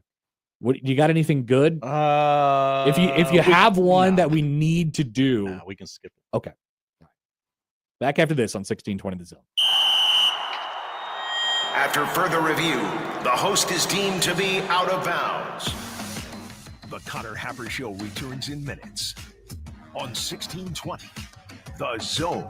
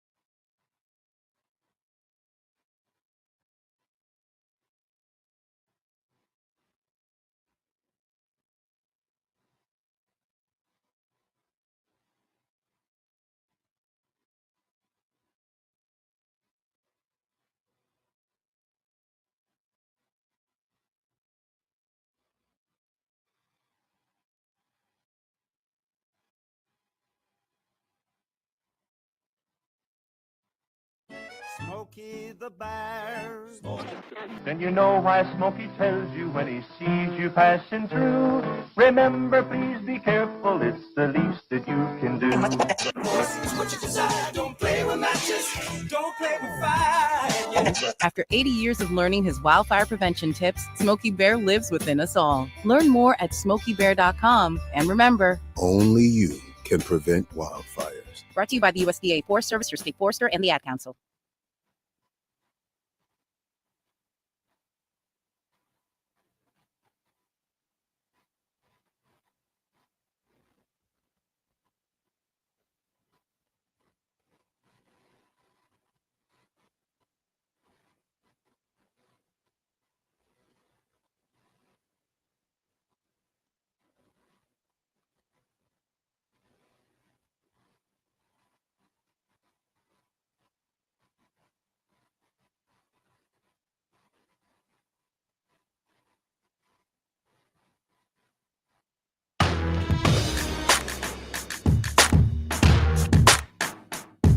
Some emerging video from Rob Anderson. I just saw him yesterday in this very room. Whoa, really? Yeah. What was he doing? He was making sure Marcus got everywhere he needed to be. Okay, good. And he did his job adequately. It's Rob Anderson. He did it exceptionally Okay, well. so good. He's got some video. The CU Sports Complex is gone. Gone. It does not exist any longer. Honk, honk. What do you mean, honk, honk, Josh? I loved the CU. I loved the CU Sports Complex. Well, it's gone, and here you are still talking about it. Quit living in the past. Well, they're Connor. going to make a nice, beautiful new green space out there. That's what we need more of. We do. Everything's a building now, Josh. It needs to be more green. Less buildings and more green space. Okay. RIP. The Kitty Gone Pavilion, the former place that housed the baseball and softball teams, are gone as well. The offices have moved, and it's gone. Green space coming up at Creighton. Okay, SEC playing 9 games. People forget. So why? Why are they doing this? Why, Connor? So the SEC are the College Football Playoff Committee. They came up with a new strength of schedule metric, and they're implementing it. And this was basically the impetus to this happening. So the SEC, this is part of the equation, not all of it. Part of the equation. This is from an article in The Athletic a few days ago. The SEC has been especially vocal about the committee putting more emphasis on strength of schedule. College football playoff staff tried to address that through working with its data partners on a new strength of record metric for the committee to use. Quote, this metric rewards teams defeating high-quality opponents while minimizing the penalty for losing to such a team. Conversely, these changes will provide minimal reward for defeating a lower quality opponent while imposing a greater penalty for losing to such a team. The College Football Playoff released this data just a couple days ago, and bang, what do you know? The SEC announces yesterday, okay, cool, we'll go to 9 games, and we'll make a 10th where they have to play a more quality opponent. Also, if you're looking for the why, yes, the SEC will almost certainly receive a higher payout from ESPN for adding another week of games. The television partners in both the Big Ten and the SEC will be happy to hear that there is a mandatory 10th SEC game in which will take place against a power conference opponent. That is why.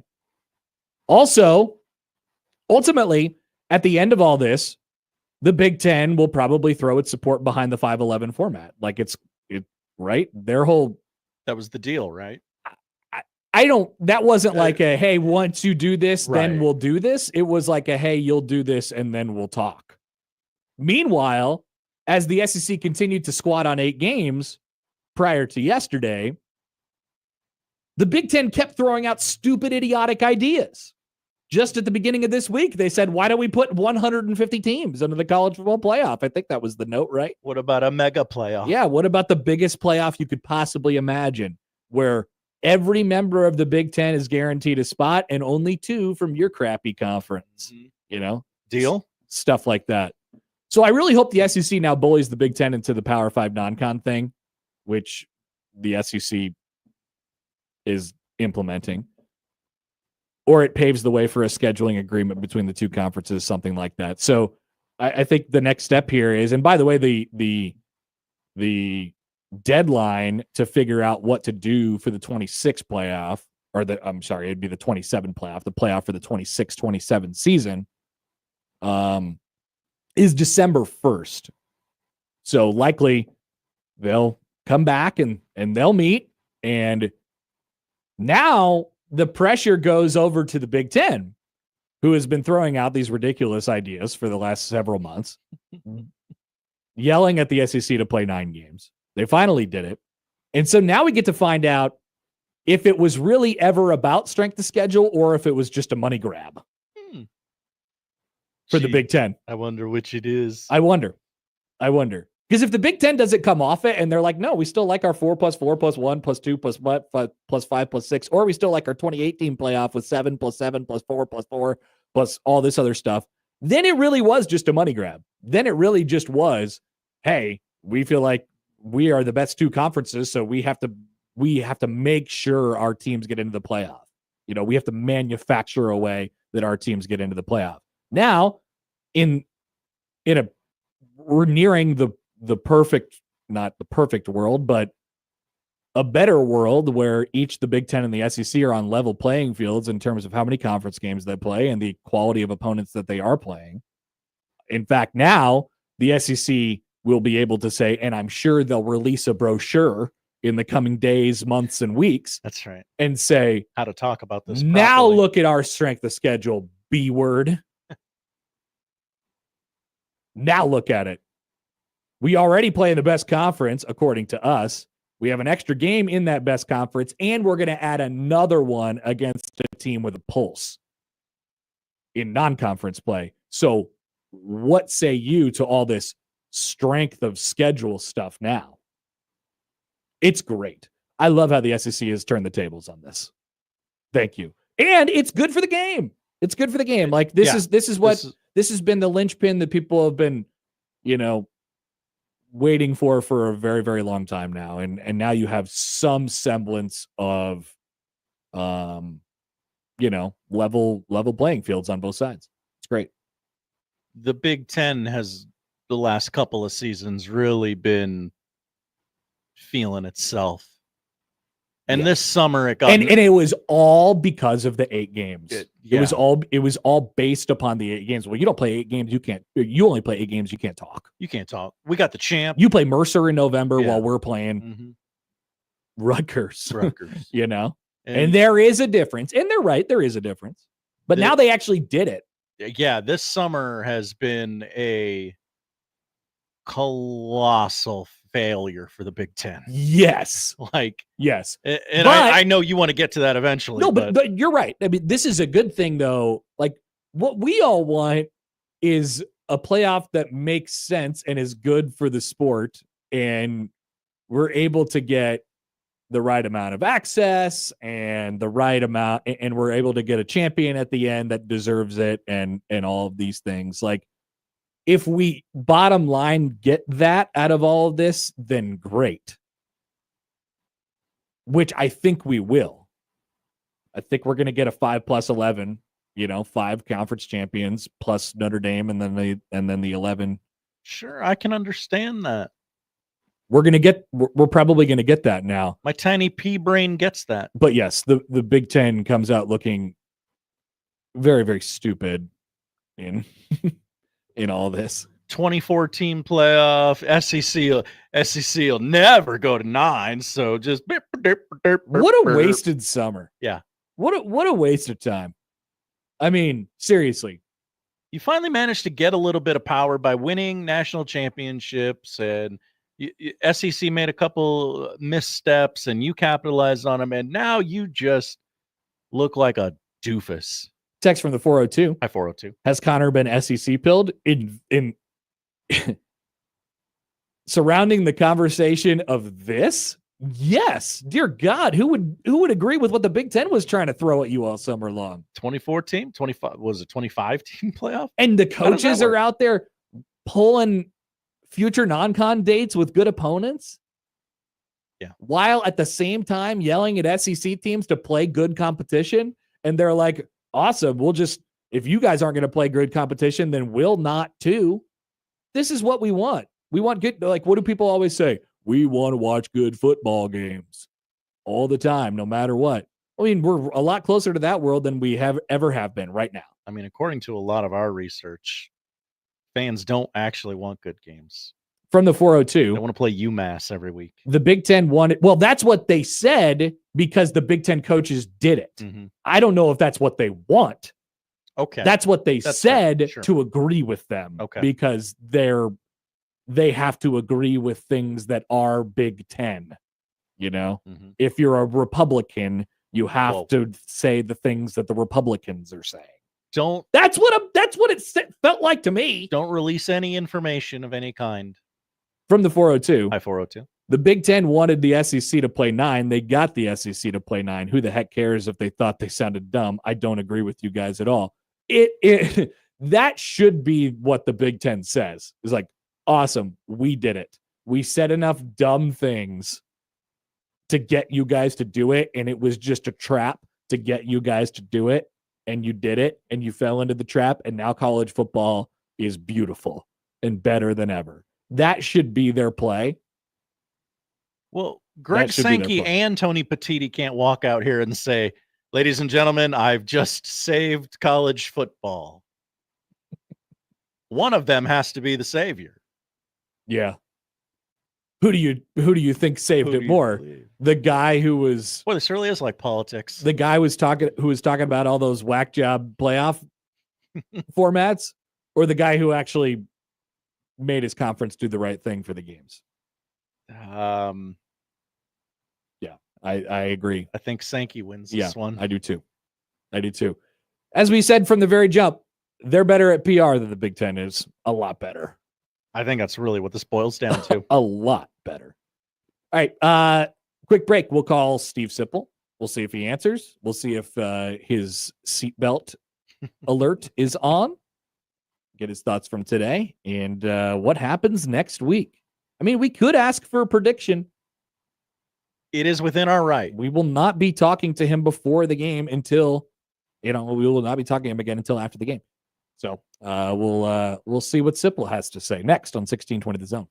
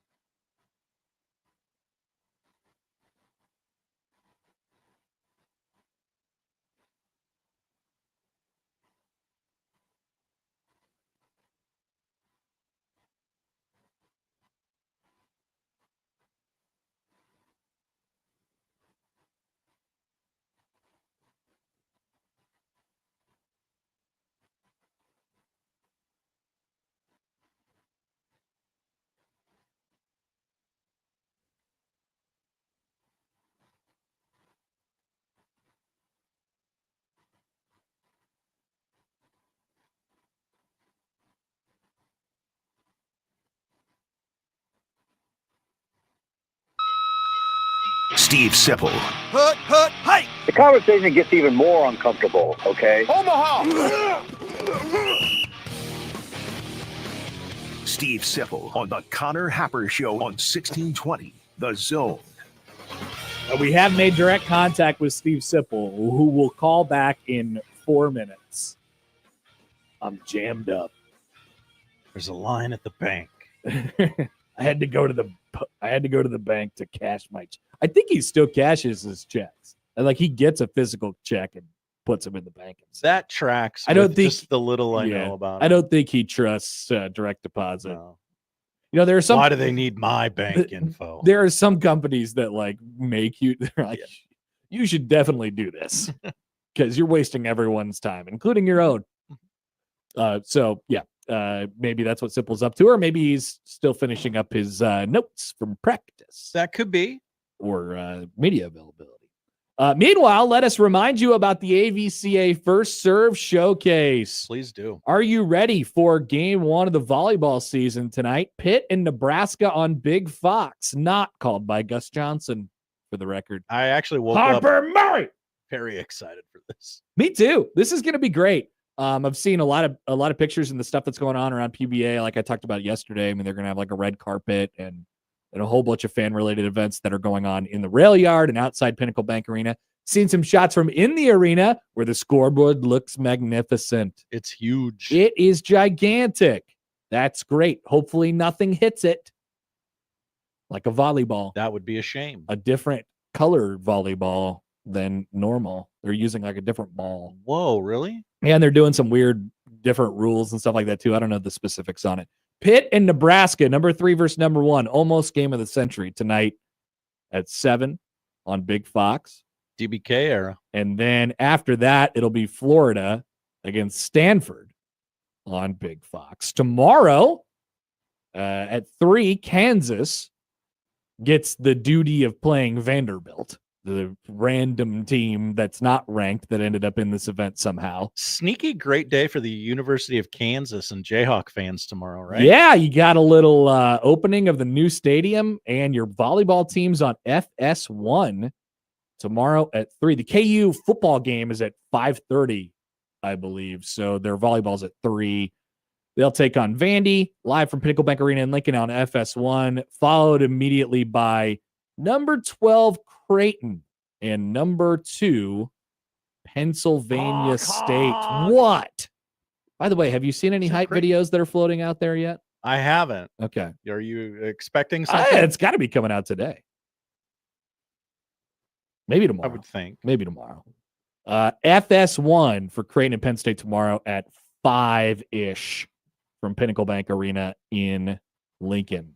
And then Sunday, Florida and Pitt and Nebraska will get back into the action against Stanford at 3:30. Those games are both on ESPN. Last night was a cool night for volleyball in the Metro as well. A little triangular with the Millard schools out at Buell Stadium. And that took some thought from the people who were in charge out there, because they saw Volleyball Day in Nebraska, Volleyball Day in America. Does he need another minute? He said, curse word deleted. Give me 3 more minutes. What's he doing? I don't know. What did it sound like? It was very much, it was hushed. It was like, bleep, give me 3 more minutes. Do you want? Okay, all right. We're on the hook now. It's charming because it's him, right? It Like, really, if it was really anyone is. else. It really is. Good thing we didn't take that call live on the air when he said bleep 3 more minutes. Let's call him back. Let's just try 110 to be safe. Okay. How's that sound? I like it. I guess that isn't exactly now 3 minutes. But at Buell last night, well, now is this him? It's got to be. He didn't need 3. He called back 30 seconds later. But very cool. That's what I was going to say about the thing that happened at Buell Stadium. They saw Volleyball Day in Nebraska a couple years ago, and they said, man, I think we could do that. There's enough juice for volleyball in this state. And they got, according to some reports, about 4,000 people to show up. And that is pretty cool what they did at at Buell Stadium last night. They said, man, why don't we try this? Why don't we do this? We have good players and we have the ability to do it. So let's do it. So kudos to all who came together for that last night in Millard. Okay. So Sipple's going to join us in a couple minutes. Josh has just relayed the message to me that we have a caller on the line who says, and I quote, "Put me on the air, I dare you." Scared money don't make money, right? Well, I can't. I mean, he's daring. Yeah. I mean, what's the worst that could happen? I've already said the F word on the radio. You didn't. No, I didn't. That's right, Josh. Thank you for saying that. I didn't. All right. You win, Charlie. Let's bring him up here. What's going on, Charlie? So what if TJ Lateef just plays a quarter and he lights it up running and throwing, and then the Cornhusker faithful say, "Yeah, that's what we like." Dylan, why don't you sit the first quarter next week? What do you think will happen?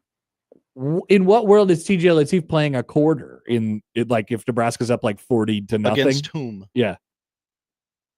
Against anybody, if this was to ever happen.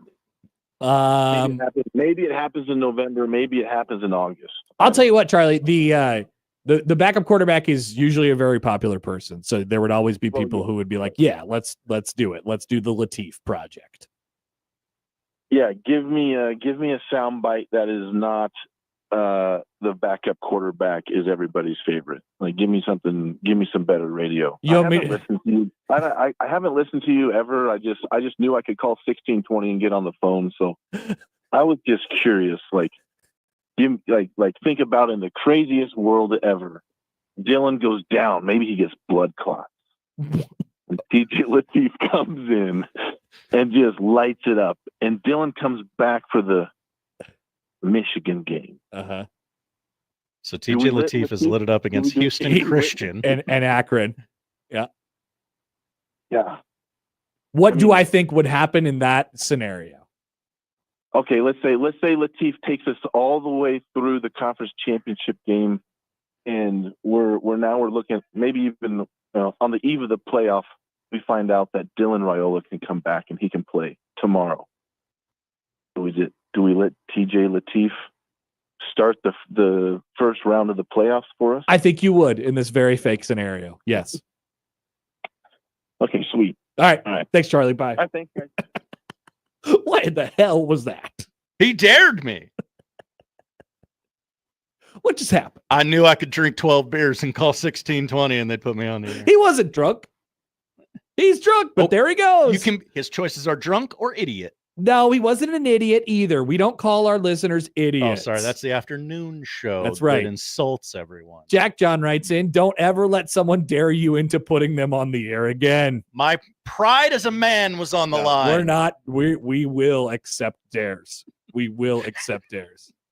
Amazing Daniel writes in, don't give me a standard basic answer to a wildly specific hypothetical scenario. That's right. I'm going to need better radio than that. I like that challenge as well. We'll try and do better for Charlie. Now we're joined on the Prairie Flower Casino Zone hotline by Steve Sipple from HuskerOnline.com. Sipple, what's up? I'm kind of hold on a second. Okay. I'm trying to drive right now. Hold on a second. All right. Okay. We're waiting. Yeah, nothing's up. I was scrambling to get a story done. Yeah. Now I'm scrambling to get to another podcast, but I think I got time here to do this. How long's your drive? Well, I got 10 minutes. Okay. All right. You got 10 minutes. Was that the longest press conference that you've ever sat through? No, I think Coach Rhule had a 48-minute one. Seems like last spring, maybe. Something like 48 minutes and 12 seconds, something like that. Yeah, you're getting close here. Yeah, it's close. Yeah. All right. So now you've seen the depth chart, and now we have, Rhule's kind of thoughts on how it turned out the way it did? What were your major takeaways from today's proceedings? Not a lot. I mean, just a lot. So much. Yeah, Pritchett. I mean, everybody's talking about Elijah Pritchett, which they should be. He hasn't won the left tackle job. Why do we talk about it? Because they're paying him a lot of money. I mean, I didn't write that. I probably will write it at some point. We're in this new world where if you're paying guys $1 million, there's certain expectations. And when the AD gets up and talks about return on investment, he wants some return. So we'll see. We'll just watch that. My guess is still Pritchett will be the starter. That's a guess. It's an educated guess. I don't say that. I try not to say anything willy-nilly. I think when they trot out there for the first series in Arrowhead, it'll be Pritchett. That's what I think. Really? You still think that even after today? Yeah, I do. That's kind of what I had been thinking all throughout the last couple of weeks, but I don't know. I might, now that I've seen the depth chart and heard Rhule talk about it, I kind of moved off of that a little bit. Like, not that he can't start at some point during the year, but just right now, a week before the game, it doesn't feel like you're at that point yet where you could trust it. I mean, he was working with the ones last Saturday in the scrimmage. I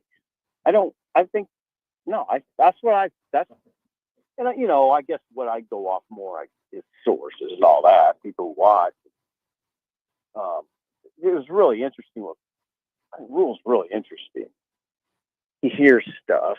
I mean, pays attention to what media says when that whole spiel about, Pritchett's, he's talented, but it's not like we don't have other guys with talent. They don't. I mean, Pritchett's really talented. He's a first round talent if you get everything out of him. So yeah, it's all very interesting. And then it's great news that when Neri is surging, I think I said on your show, I said on multiple shows that what you hope for Winery is that he has a strong August. Voila. He has a strong August. And that's big for a defensive line that needs it. And I don't know, Rhule talks fast. He says a lot of stuff, but he says something really important. And that is, it's a smaller line. I've been saying that to Sean for months. Sean Callahan. It's not a big line they have on defense, but it's fast. Yeah, they're agile. It's going to be a movement thing. That's where they're going to be their strength. And he's a very athletic guy that can maneuver in that world. So let's see what that looks like. Not necessarily depth chart stuff or personnel stuff, but just a general. What is your general confidence level in the defense right now? I think a lot. Most people, for good reason, think that the offense is going to be markedly better than it has been over the last couple of years for, like I said, a variety of different reasons. There's a lot of question marks just what this looks like, and you highlighted one of them on the defensive line there. Now that we've had a camp, we see the depth chart, we generally know what it's kind of going to look like. I guess, what are you most curious to see on the defensive side when they line up in 6 days? What am I most curious about? Yeah, I guess It's easy. It's easy. I'm going to watch those first few series, how Cincinnati attacks on the ground. I mean, for instance, if there's a third short early, how well does Nebraska hold in there with its bigs? Does the line of scrimmage move? Do they get movement? Do they get through gaps? Can they make plays? Those guys up front. To me, that's not the whole game. Football, you can never say that. Football's very rarely is it a simple conversation in football, but that's one thing that you have to watch really closely in the opener. Because Cincinnati has a coach that's run-oriented. Satterfield's a run-oriented head coach. They have 2 Big Ten running backs, guys that played in the Big Ten or played for a Big Ten team. Pryor, Ohio State, Howie Walker, Wisconsin. It's hard to tell what they have up front. I think even their media would say that. It's hard to say exactly how they're going to be up front. They have some guys who've played. but that's what you watch. That is you. And then they have a quarterback that can run it, who happens to be 235 pounds. So I go back to last year when they played Northern Iowa, and we came in. I'm sure we had this discussion where Northern Iowa didn't rack up a bunch of rushing yards, but you saw what I saw, right? Remember how the line of scrimmage moved, and you're like, why does Northern Iowa have guys falling forward for 5 yards? Yeah. Yep. Fairly regularly. And then that was a problem. I think it got a little better as the season went on, but that's a big part of this game. Off the beaten path a little bit before we let you go, Sipple. Not a like an on the field football related question. I know we've been, neck deep in that today. But another thing that happened yesterday was the SEC, announced that it was going to start playing 9 games. How this impacts Nebraska might be sort of interesting. I don't know if you've thought about it much, but their standpoint on non-conference scheduling has been, well, we're gonna start playing some easier games. Now the SEC demands that you're gonna play 10 games against power opponents. What might that mean going forward for Nebraska's stance on non-conference scheduling? They'll have to switch it, and that's the world. That's the college football world. You make decisions on the fly a lot of the time, and this is a great example of that. I don't know, Happer. I don't know that anybody saw this coming right now. When Nebraska decided not to play Tennessee to get out of that series, and part of the rationale was you don't really have to do it, and it doesn't really help you to play a tough non-conference schedule because the strength of schedule component hasn't been a big determining factor. They don't use it it's not used prominently. Now, okay, wait a second. Now the college football playoff committee is saying, yeah, we are. We're going to use this strength of record, I think they call it. Not even strength of schedule. I think it's strength of record. Oh, yeah, you got to get yourself into some basketball analytics, Sipple. You know all about it. Right. So there's going to be some metrics used that weren't used last year. And Happer, what I'm saying is the metrics just kind of popped up in the last month or so, right? Yep. This week, I think. Yeah. Right. So that's what I mean. Like, you make these decisions in this college football world, these decisions with a lot of magnitude, and then everything switches, So now I'm sure Nebraska will go back to the drawing board, so to speak. They still, if you look down the schedule, you can do it. If you look down years to come, they have a lot of good opponents coming up. Oklahoma State, Arizona, Oklahoma. There are games against Power 4 opponents, a lot of them down the road. And I imagine they will keep those. The question I would have is now, what do you do with next season? I don't know if you can do anything. Can you get a Power 4 opponent? I don't know. There's some Power 4 opponents out there looking. Yeah, I'd have to look at all of that. But yeah, I mean, I think it's just a matter of you have to switch up again and go with what the committee's telling you. Yep. All right, Sipple. Why don't you get off to it? Thanks for joining on this very, very busy day, and we'll see you in Kansas City. Sorry I'm so hurried. I appreciate your patience. It's okay. All right. See you later. Steve Sipple, everyone. And yes, we checked off the free space on the bingo card of the seatbelt alarm going off right away. Right away. Right away.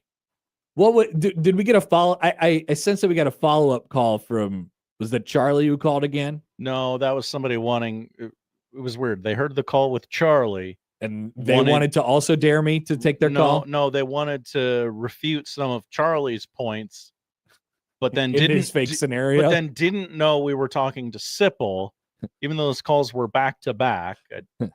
Maybe you got so incensed that you're like, okay, I got to turn the radio down and I got to call these guys. Yeah, no. Maybe that's what happened. That's good. That's good. Alex Lincoln writes in. Hi, Alex. Happer, give me something better. World's about to end. Meteor going toward Arrowhead Stadium. Big meteor. Give me Iguodala. That's what Max Kellerman would say. Do you think Latif gets the start in that scenario? If the world is about to end and there's a meteor coming toward Arrowhead Stadium, do you think you just put Dylan in the underground tunnel that connects Kauffman Stadium and Arrowhead Stadium, and you start TJ Latif and you sacrifice his life? Yeah, I do actually. Wow, Well, Josh. What's Rhule is all about? Well, you got to get that return on Family. investment. Yeah, you got to get that return on investment. And if he's dead, then it just doesn't work.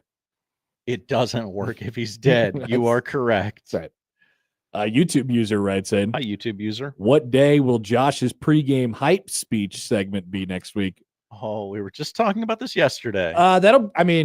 If you have something cooking, Josh, that we'll have to take that with us to Kansas City and play it on Thursday. I believe that would be the plan. Yes. Live from the TikTok house on the couch. TikTok house is going to be yelly.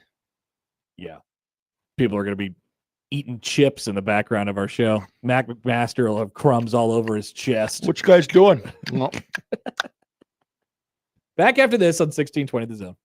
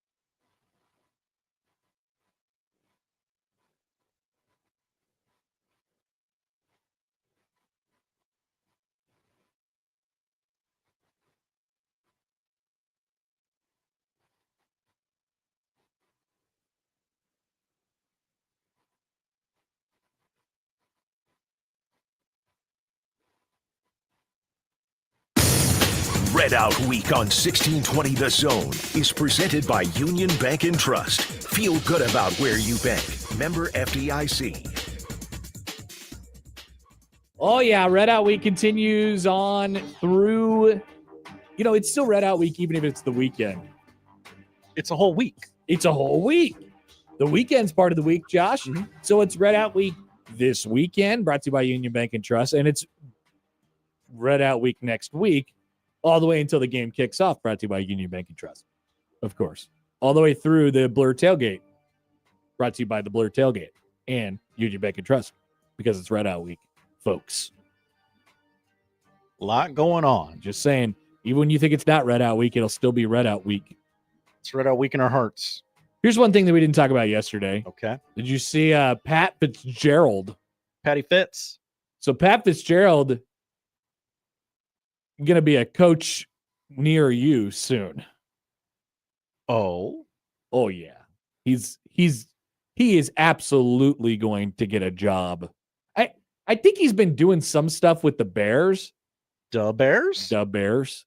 He will not be working at Northwestern. He, of course, sued Northwestern for $130 million for a wrongful termination suit after being fired in July of 2023. He maintained the entire time that he did not have any knowledge about this hazing and the things that were going on in his program.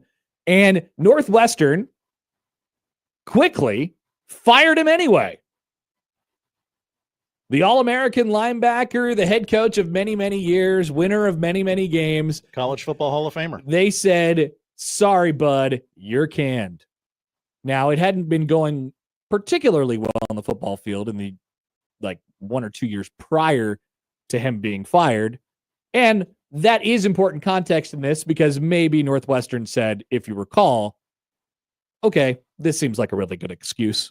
Yes. This seems like a really good excuse to get him out of there. And then Pat Fitzgerald said, excuse me, no, you can't fire me for this.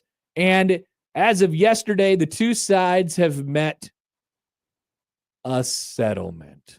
The terms of the agreement were not disclosed, but I would imagine Pat got paid. I mean, he got paid a lot. One bag Full of much, much money. How much money does Northwestern have? Oh. You got money to pay out old coaches. You got money to build a new football stadium with all the bells and whistles. What are we doing? Spending that money. Exactly. Pat Fitzgerald said yesterday, for the past 2 years, I've engaged in a process of extensive fact and expert discovery, which showed I have known and said all along that I had no knowledge of hazing ever occurring in the Northwestern football program, and that I never directed or encouraged hazing in any way, something he maintained the entire time. He added that he was proud to say that I ran a world-class football program. And Northwestern fired him anyway back in 2023. We all thought that at the time, right? It's like, whoa, this is a little quick on the trigger. This is a little fast. Yes, but I thought it was like, we're going there anyway. We just got there quicker than I thought we would. Yeah. Which opened up the doors for a lawsuit, which, he won, basically. He didn't win in court. There's no winners in court. But he won because it was settled out of court. And now I would imagine this paves the way, because it basically clears him of any, wrongdoing at Northwestern for him to be hired. I mean, this is a wild card in the free agent coaching market, I think, in my mind, this offseason.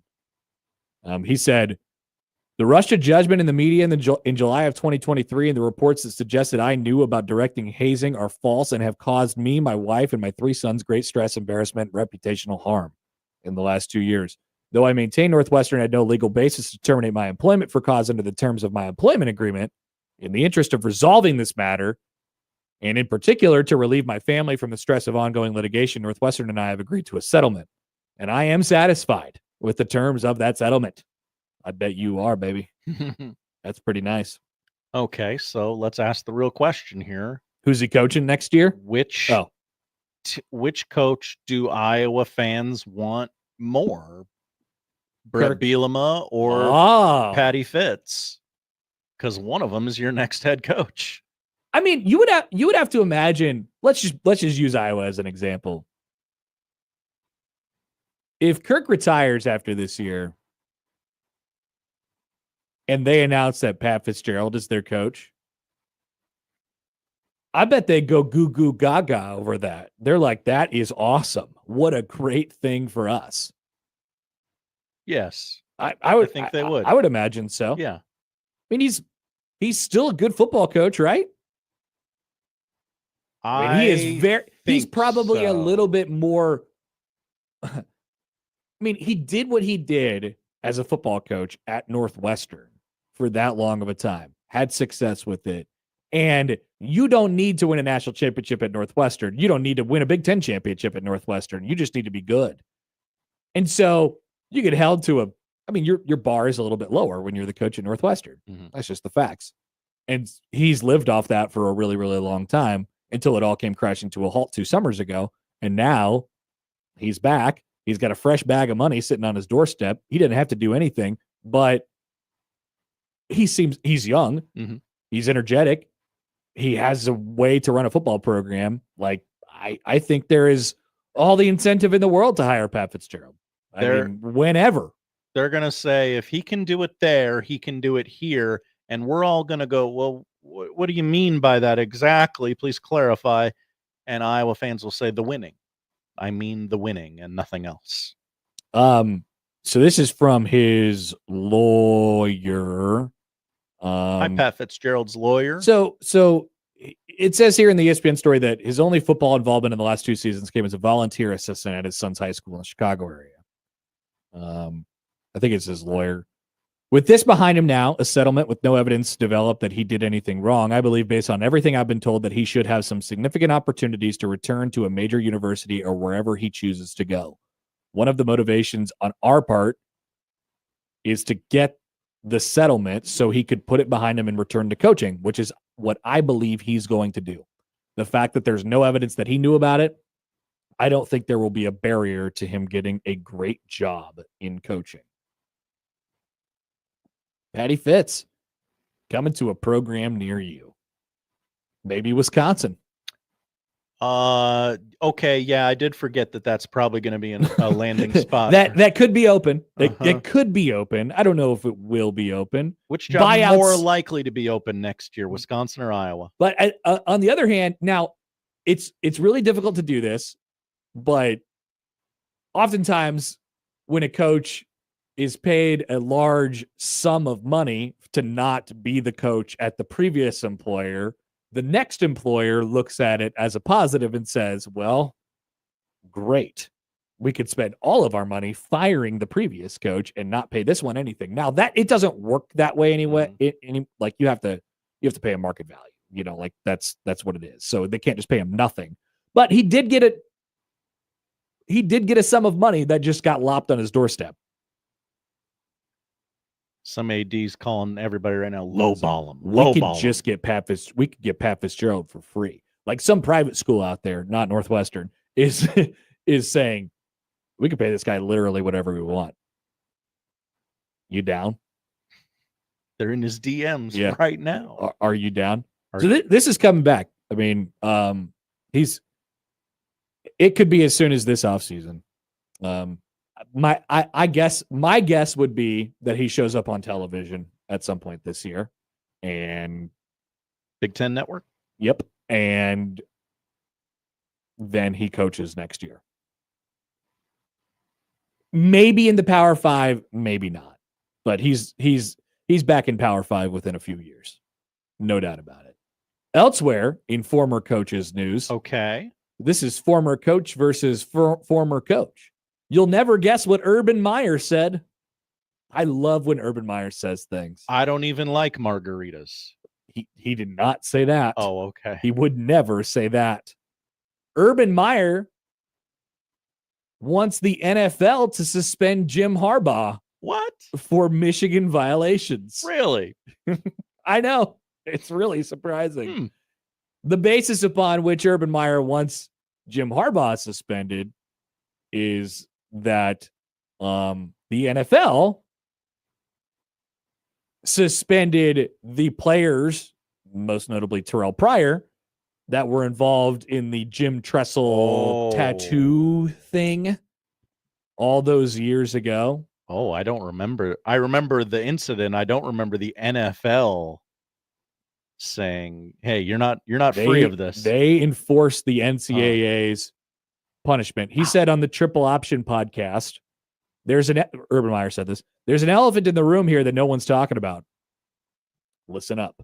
When Jim Tressel was fired by Ohio State, he was given a suspension. Roger Goodell, the commissioner of the NFL, came out and said that we're going to honor that suspension. Tressel went to the Colts to work in the replay room. The Colts, because of the respect they had for the NCAA and the suspension, suspended Tressel, so he was unable to perform his duties for the first 6 games of the year.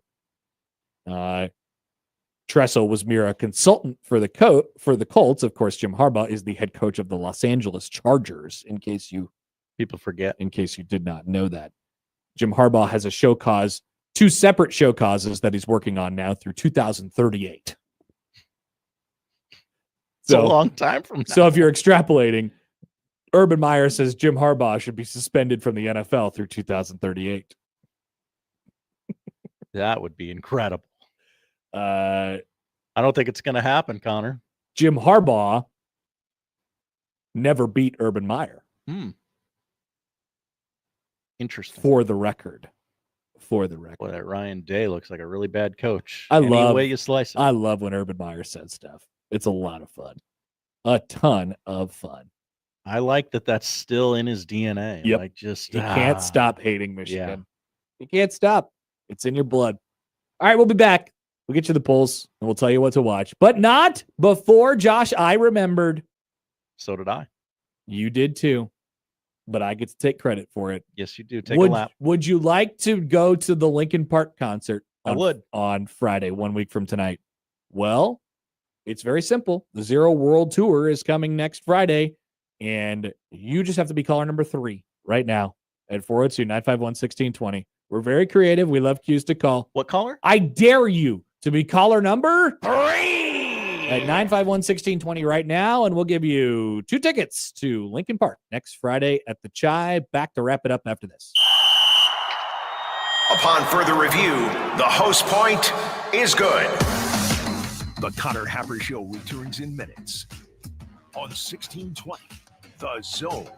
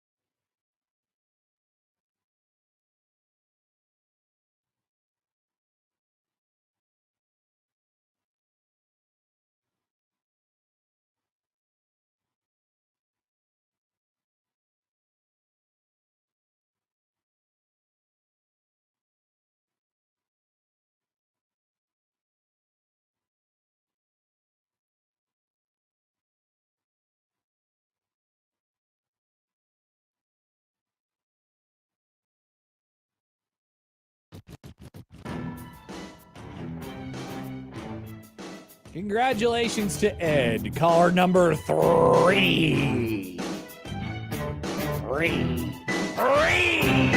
Thank you. He's going to Lincoln Park next week. Who knows? Who knows? There might still be more chances. There's definitely more chances this afternoon on Unsportsmanlike Conduct where they'll have Gary Dolphin on the show. Gary Dolphin. So the polls today. Patty Fitz will never coach here. Just 2. Is Josh Pate like Steve from Blue's Clues? Oh yeah. Yes. I think he is. Same shirt every day. 54% say yes. And guy who calls binoculars binocs, douche or no douche. What do we think about this? I'm going to go douche. Okay. 75% say douche. Magoosh. It's rare that we have a non-yes or no poll question, but that one warranted it. It did. Those are indeed the poll questions. I think we had a good week of polls, Josh. Very good. I imagine we will revisit this week at the end of the month. All right. What are we watching tonight? We are watching, there it is, college football this weekend. I'm going to go the whole weekend. Farm-O-Geddon, number 22, Iowa State versus number 17, Kansas State. Hello. In Dublin, 11 a.m. tomorrow on ESPN. Dublin. Fresno State, Kansas, 5 o'clock on Big Fox, or you can listen to it right here on 1620 The Zone, which you will. Stanford, Hawaii, 6:30 Saturday night on CBS. NFL preseason tonight, Falcons, Cowboys, 7 o'clock on NFL Network. No. At that same time on CBS, Vikings, Titans, real barn burner there. And 10 preseason games on tomorrow, half of them on that newfangled ESPN app, which is just called ESPN. That's right. We move on to I'm multitasking. Baseball, Royals, Tigers tonight on Apple. Mets, Braves also on Apple at 6 o'clock tonight. Dodgers, Padres, 6 o'clock tomorrow night on FS1. 11 a.m. Sunday on Roku. Rockies, Pirates. Whoa. I know. And then Sox and Yanks, your Sunday night baseball game on ESPN. Little League World Series ends in Williamsport this weekend. International Championship, 11:30 tomorrow on ABC. Chinese Taipei versus Aruba. Your U.S. Championship is Connecticut versus Nevada at 2:30 tomorrow. The World Championship, 2 o'clock Sunday on ABC. WNBA, Liberty versus the Dream in Atlanta tomorrow at 1 on CBS. Fever Links, 6 o'clock Sunday on CBS Sports Network. AVCA, First Serve Showcase. Hello. In Lincoln, number 1, Nebraska enters the DBK era tonight on Big Fox at 7 o'clock. John Ho! 16th ranked Florida against number 6 Stanford, 9 o'clock on Big Fox. Tomorrow, 5 o'clock Saturday, FS1. Number 12, Creighton gets revenge on number 2, defending champion, Penn State. Is that a prediction, Josh? Gets revenge? Yeah, that's why I said it that way. Hello. Honk, honk for me. And then number 1, Nebraska gets Stanford Sunday afternoon, 3:30 on ESPN. And finally tonight, 8 o'clock on ESPN. Not so fast, my friend. A 1-hour special honors the broadcaster who has been connected to college football for more than 75 years, Lee Corso.